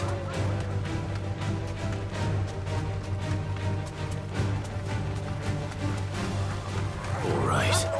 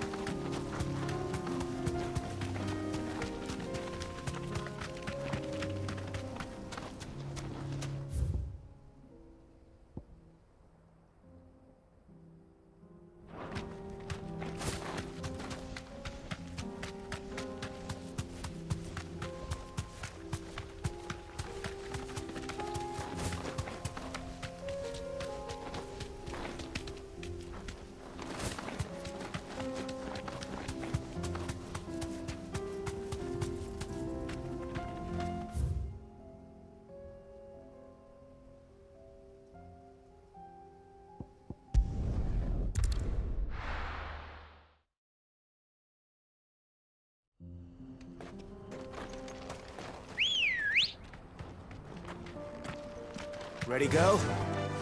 Faster!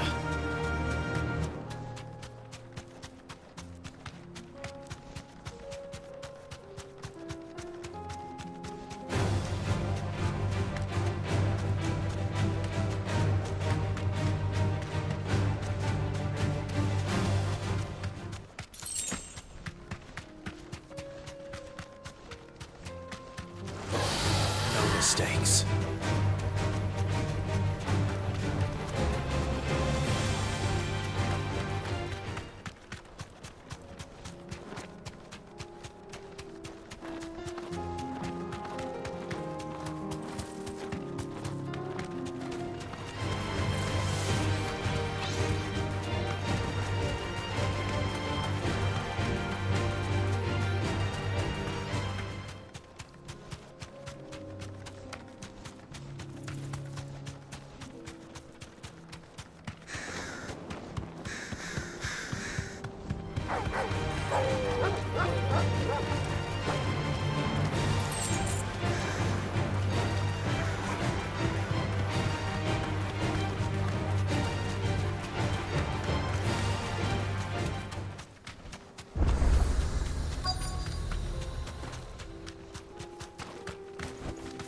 Be safe.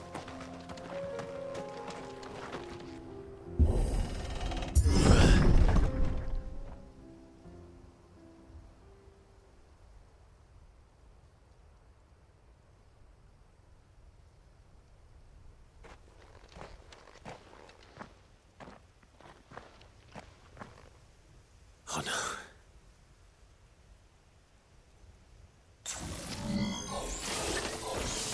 You'll pay for this. There may still be survivors.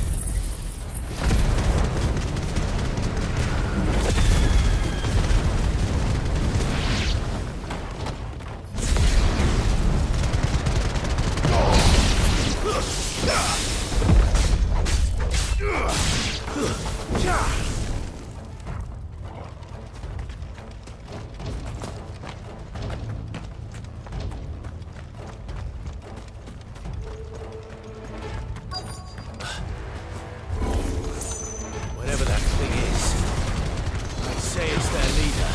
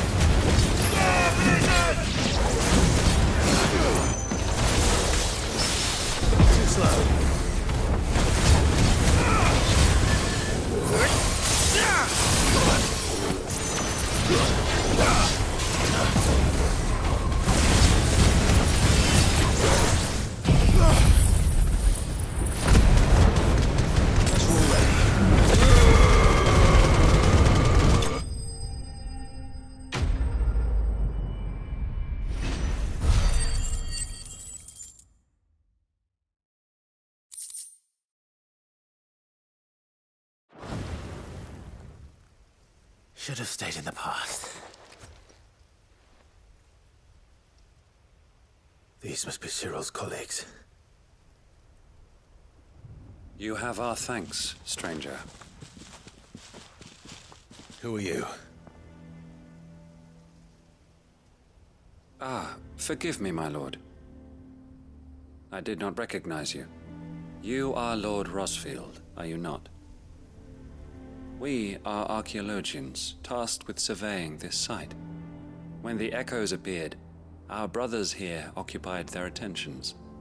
Thanks to them, and to you, we were, for a mercy, able to see our duty to its conclusion. You call that a mercy? Your brothers might still be alive if you put their safety before your duty. Surely this survey wasn't worth dying for. We are charged with uncovering Ultima's origins. A duty of the highest import, as I'm sure you will agree. And you think your dead brothers would agree with you too? I know they would. They gave their lives for the cause, an honor to which all undying aspire.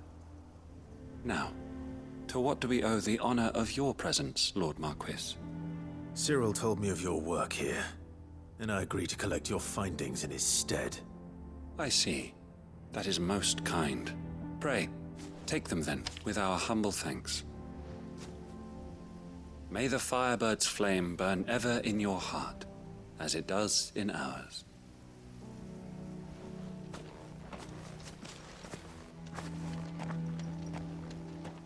one thing to lay down your life for another. But for a survey...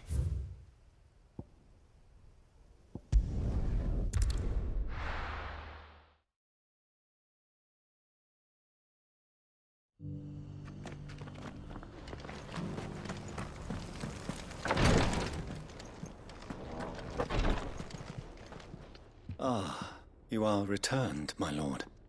I collected your colleagues' preliminary findings. Here, take them.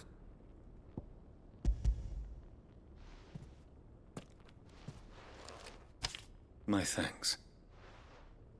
I shall study them, and inform you forthwith if I discover aught that might aid you in your fight against Ultima.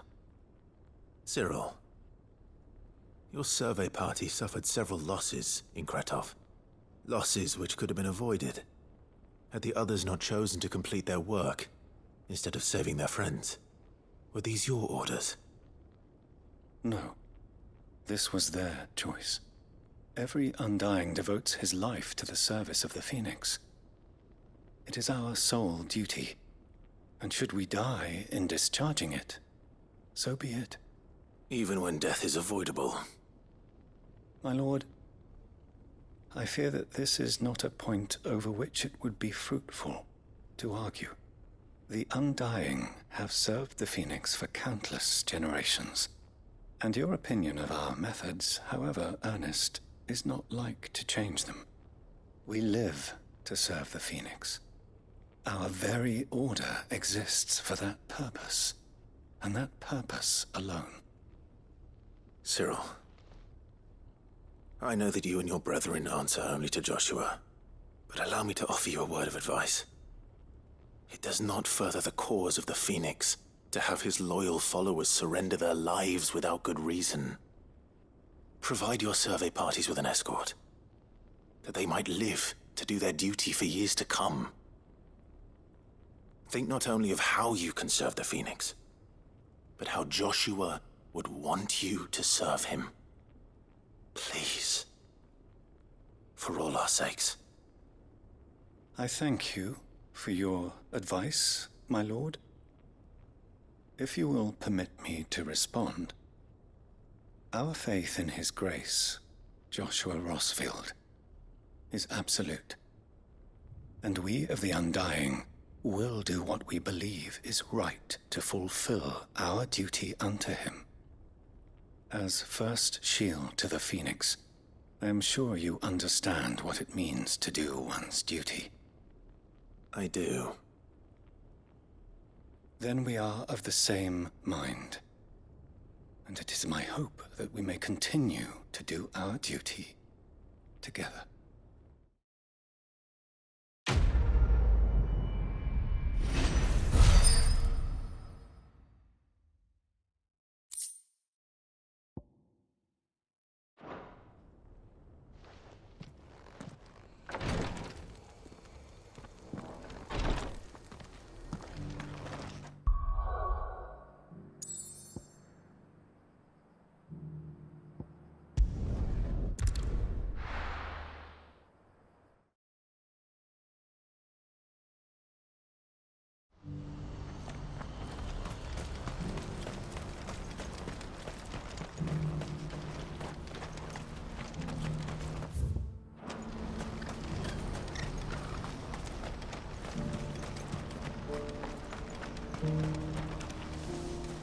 Ah, Clive.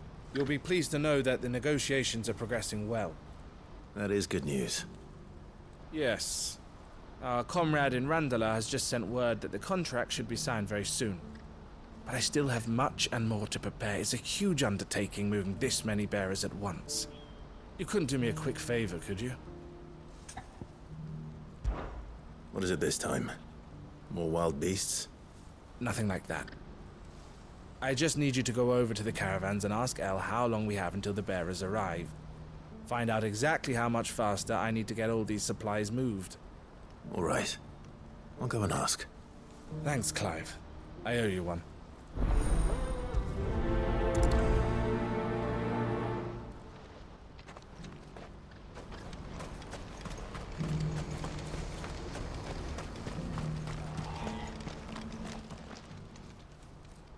Don't blame yourself, El. This is their fault, not yours. I know, but... No buts about it, all right?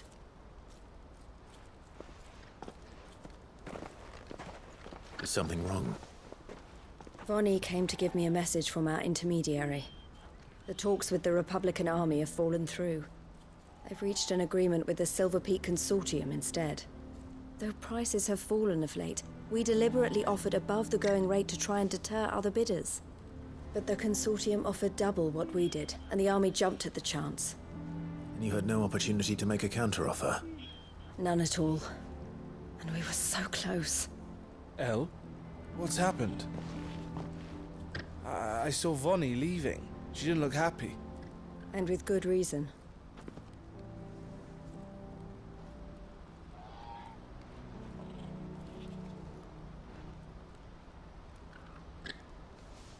But I thought we were the only ones the Fist were speaking to about the bearers. How did the Consortium even find out about this? It's not so surprising. They have ears all over the Republic. This isn't over. The Consortium will have to sell these bearers eventually, and at the price they paid, buyers will be few and far between. I'm going to Randalar myself. Alone? You sure that's wise? Are you offering to be my bodyguard? How kind. Meet me at the checkpoint near the capital gates. I'll send an owl ahead and request a meeting. You go to Cashlock, Theo, and get everything ready. We've waited far too long as it is. Even if I fail to free these bearers, there will be others. Someone needs to prepare the place and keep any prowling beasts at bay. Oh, and that's me, is it? Well, it looks like I'm following orders till she gets back from meeting the Silver Peak Consortium, who've been doing their best to undermine our scheme. She'll never join them after this, surely. No, she said it herself. She still has plans for Cashlock, even if this one falls through. She means to stay with us, then. I can't say I'm not happy to hear it, but... is this what she really wants? You have to trust her. You're right. It's what she wants now. And if Elle's off fighting for the cause, I should do my part too. So I bid you farewell and safe travels, my friend. I'll gather my men and leave for Cashlock. We'll make sure the place is well stocked and defended. You go to Randalar and see if you can stop my sister biting the Consortium's heads off. If she won't consider her prospects, someone has to. I'll do my best.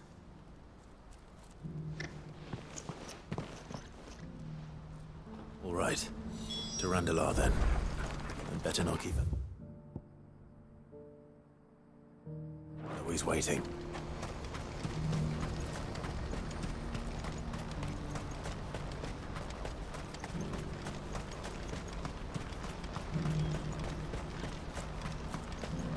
What I wouldn't give for a hot meal.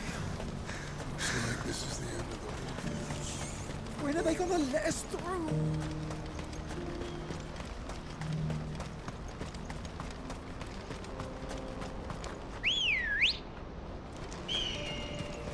Let's go.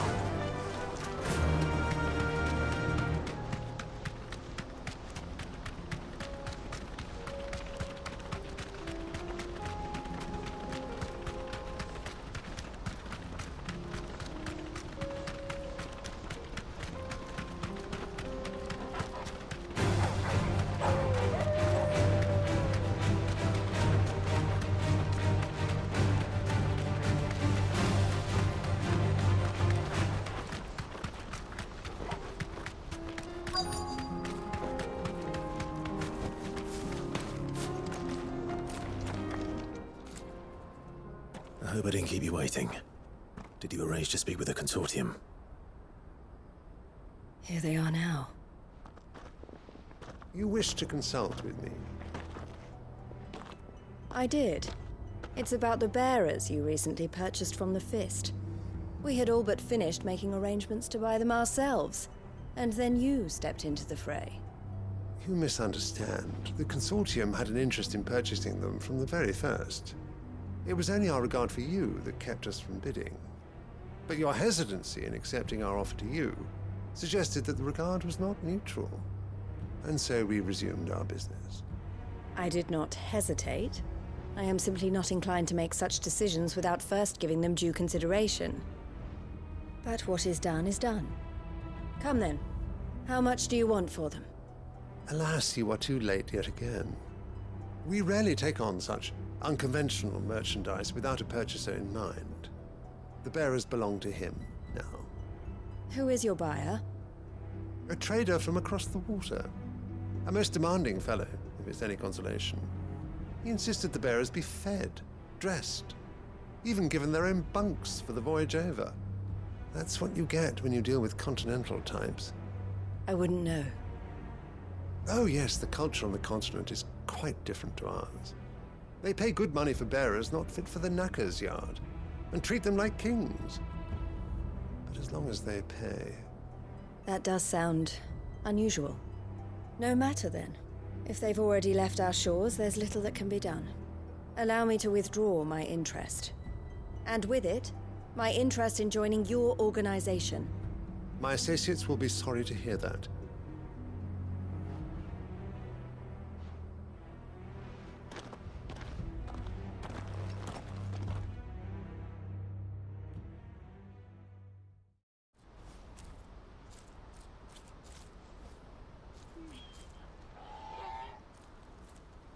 I'm sorry you weren't able to save them.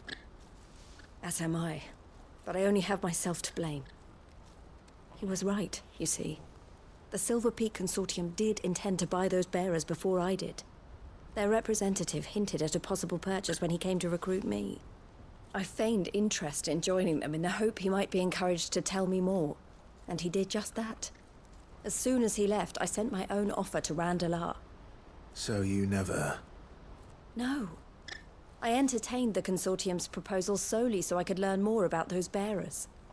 But I was a fool to think they wouldn't find out. I knew exactly who I was dealing with. You tried. I did. And if what he said was true, the bearers are to be well treated. Which is something, at least. But they deserved more. I wanted so badly to see them freed. Eloise! Eloise! Word from Cashlock. The village is under attack. A pack of beasts have come down from the mountains, and there's a dragon at its head. Theo and the others are trying to hold them off as best they can, but the odds are against them. They need help, and fast. Theo! I'll go on ahead. Thank you, Clive. I'll gather some men and join you there. Just... make sure he's safe.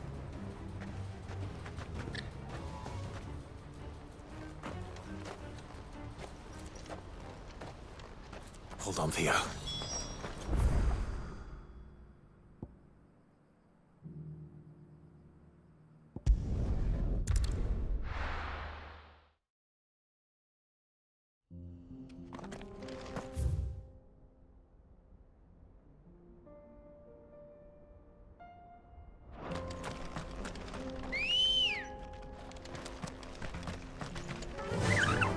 Fly, Ambrosia!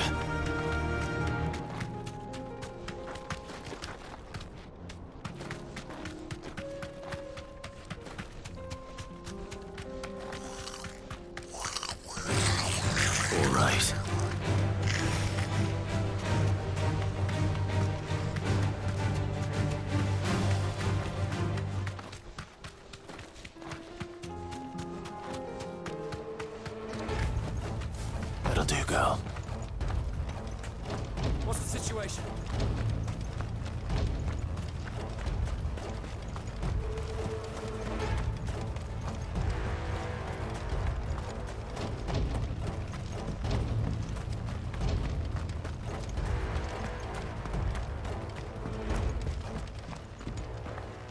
Where's Theodore?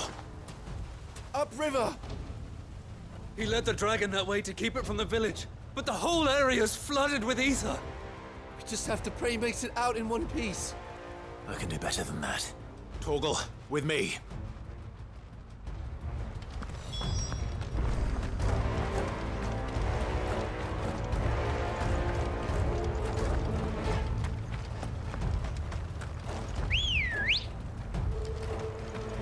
Come on. Yeah!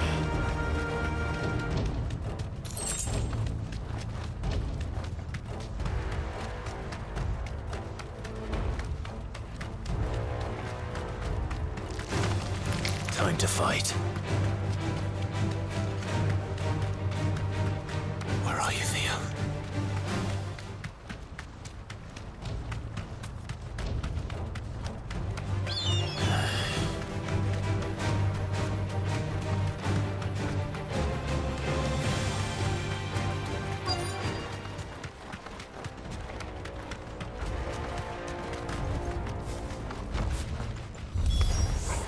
Damn it. The ether's too thick. These creatures have already turned.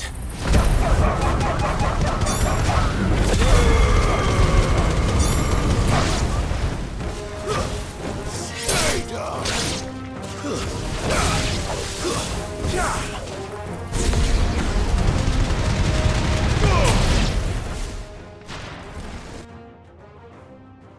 I can't waste any more time. I need to find Theodore before that dragon does.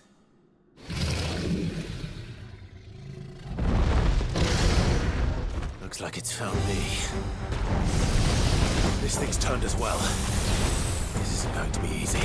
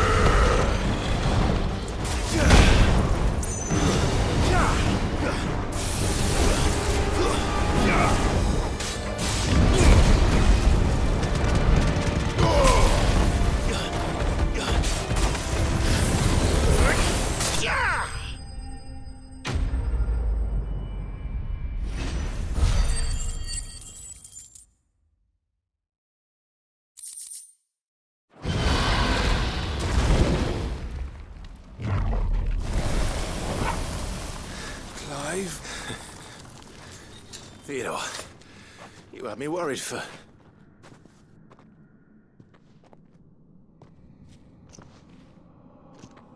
We have to get you out of here.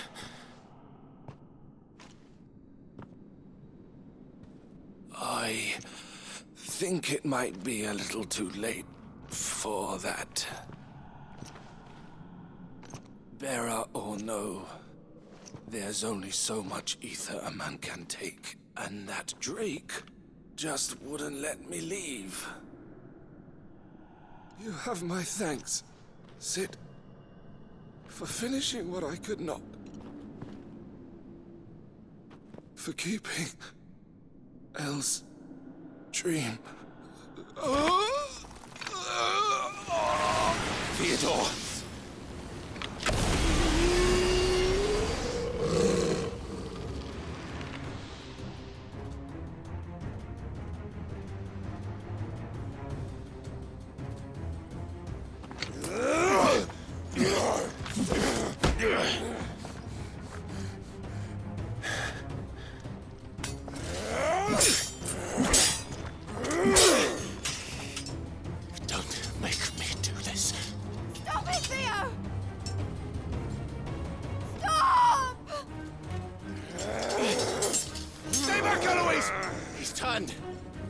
So will you!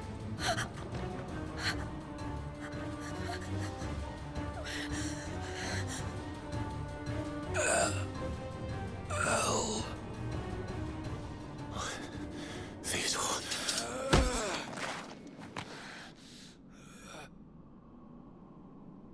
Take care of my sister. Theodore. Wait. Goodbye, Elle.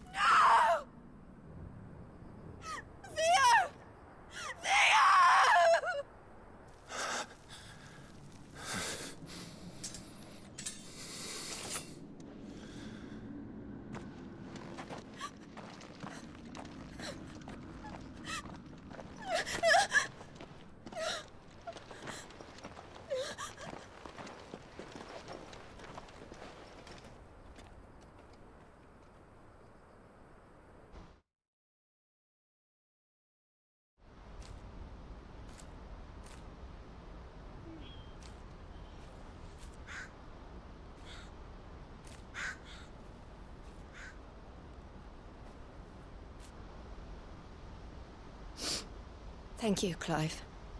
I think I'll be all right now. That was true bravery he showed. Leading the dragon away from the village like that. His first instinct was always to protect people. To put others' well-being before his own. And now he's gone. Because I sent him to that place, against his will. It wasn't against his will. He was ready to do whatever it took to show you he could stand on his own.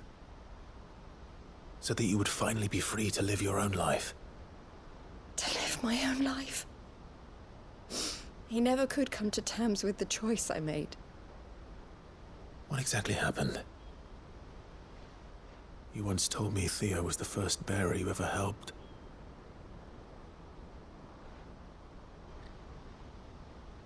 We grew up in Canva. We were born to one of the great trading houses. And I was chosen to inherit the family business. I had my father's head for figures, you see. Theo did not. While I studied the art of commerce, he played at soldiers instead. A late bloomer, in more ways than one. For unlike most bearers, it wasn't until his 15th summer that his powers awakened. My parents tried to drive him out of the house and into the care of the constables. But before they could, I took him into mine. Theo told me something else. He clearly admired your devotion to the cause of freeing others like him from slavery. But he said you deserved a better life than this. He wanted to free you from what he called your bonds, just as you freed him from his. I would be lying if I said I had not wondered from time to time how much easier my life might have been if I had allowed Theo to be taken and devoted myself to the family business instead.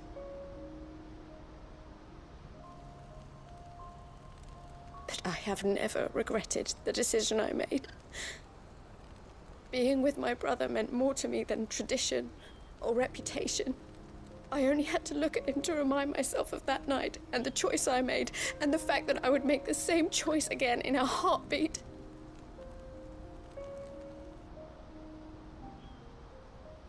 He was never a burden. How could he even think that? If anything, I was the one who weighed him down. You weren't, Eloise. He said it himself, that he had always been grateful to you for saving him, and that he wanted to repay you by letting you live the life you were denied. Neither you nor Theo weighed each other down. You loved one another. You did whatever was necessary to continue living your lives together, and you always would have. You're right. All I ever wanted, all I ever did, it was so we could be together. Oh, Theo, why did you have to...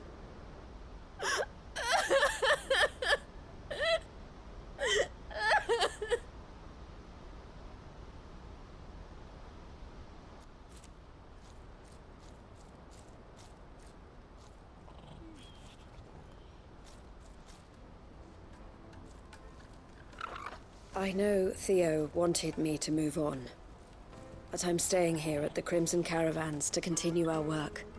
We can make a difference here. We can help people, save them. I need nothing more from life than that. So I'll carry on doing what we do, ensuring that goods, people, bearers get where they need to be, bringing smiles to people's faces just like we always have, and to Theo's, wherever he is. This is the life I have chosen. The life I will always choose. I've made a choice of my own, to continue helping you however I can, whenever you need it. Thank you, Clive. Let's go on together then, for Theodore.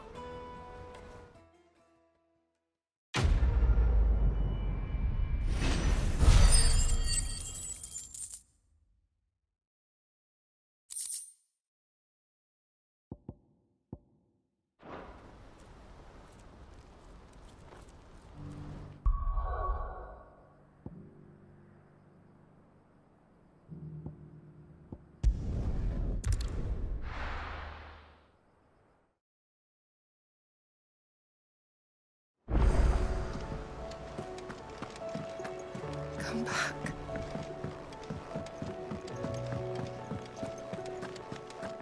Oh, don't tell me we've run out of papillon.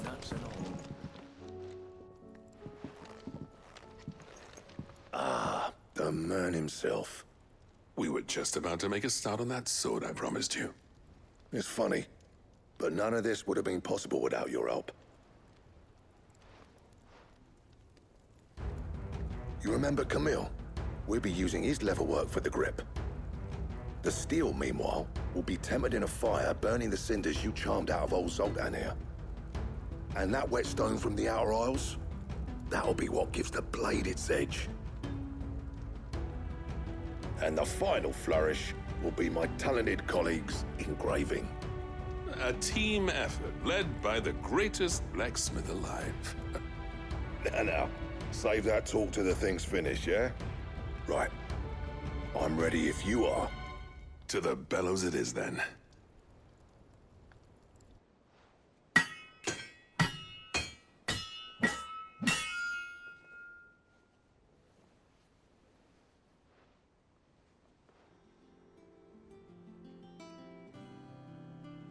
Well, bugger me. We actually did it.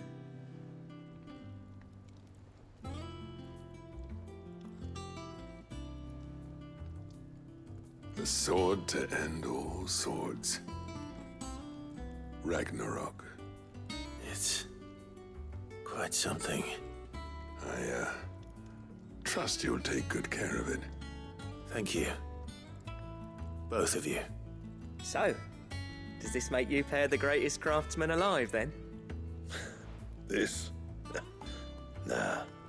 This was just following the footsteps of the greats of old. It'll take more than that to earn us our place in history. But we're up for the challenge. Here. A list of materials. Zoltan and I got talking on the long road back from Dravost. We reckon with those items there, we could craft something even better than the Ragnarok. Something worthy of a legendary outlaw like yourself. That's a weapon I'd like to see. You leave this list with me. I was hoping you'd say that. One legend at a time, eh, lads? Before you start on the next, who fancies raising a cup to friendship reforged? Good idea. No more drinking to forget my past. It's about time I had something to celebrate. Then tap the kegs! Vulcan's boys are on their way!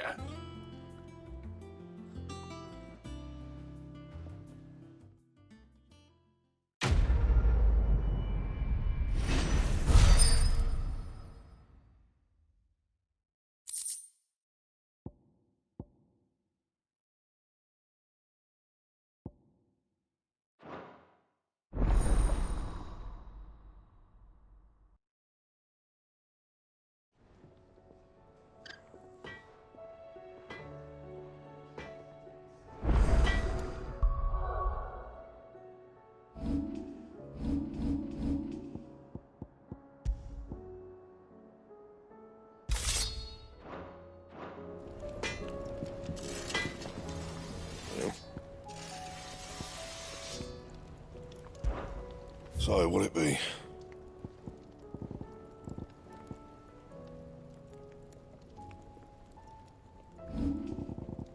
And? What do I owe the honor? I never thought me and Zoltan would ever speak again, let alone work together. And if it hadn't been for you, we wouldn't. You've been a good friend to me, Clive. The best. See that sword of yours stays oiled. Have you tried Molly's lemon tarts?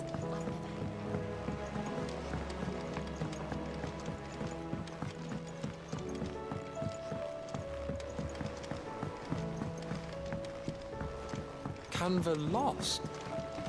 It can't be true. I'm sorry, miss. Can we read Miss Editor's story for our lesson today?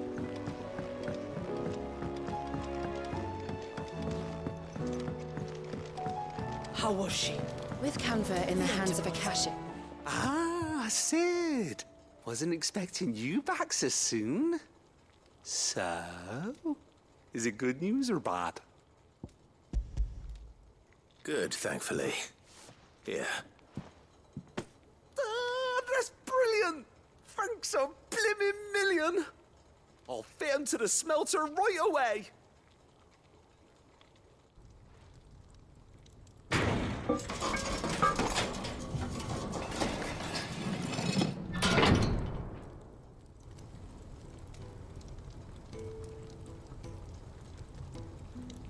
May I present to you the Telemon Furnace! Ain't bad, is she? She's a beauty. You saved my bacon again, Sid, and I ain't about to let your good deed go unrewarded. It's fine, really. My bag's flexible enough already. Oh, don't say that. I'm sure I can make a few improvements to it yet. You could just buy me a bigger... How about that clasp? Looks a bit stiff. Reckon you could loosen it up and make some more room? And I reckon I know how. With a new alloy we've been working on. The Telemon Furnace was just what we needed to perfect it. It's a metal, see? So it's lovely and strong, but it's also, well, stretchy, if you can believe it.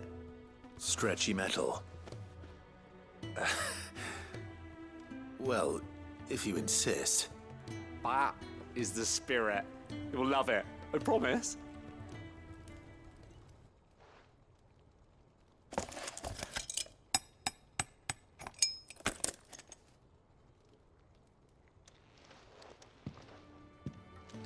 So, what do you reckon? It's actually quite ingenious. Thank you, Owain. Shh, don't mention it. You earned it. And I wanted to get some practice in using that metal anyway. Reckon we'll have all kinds of uses for it around the hideaway. Can't think of any right now, but that's our job, innit? Dreaming up new ways to make life easier around here. Maybe even out there, too. One day, the whole world's gonna know about the inventions you've helped us put together. That bag of yours will be the first of many. You mark my words. They'll hardly believe their eyes, I'm sure.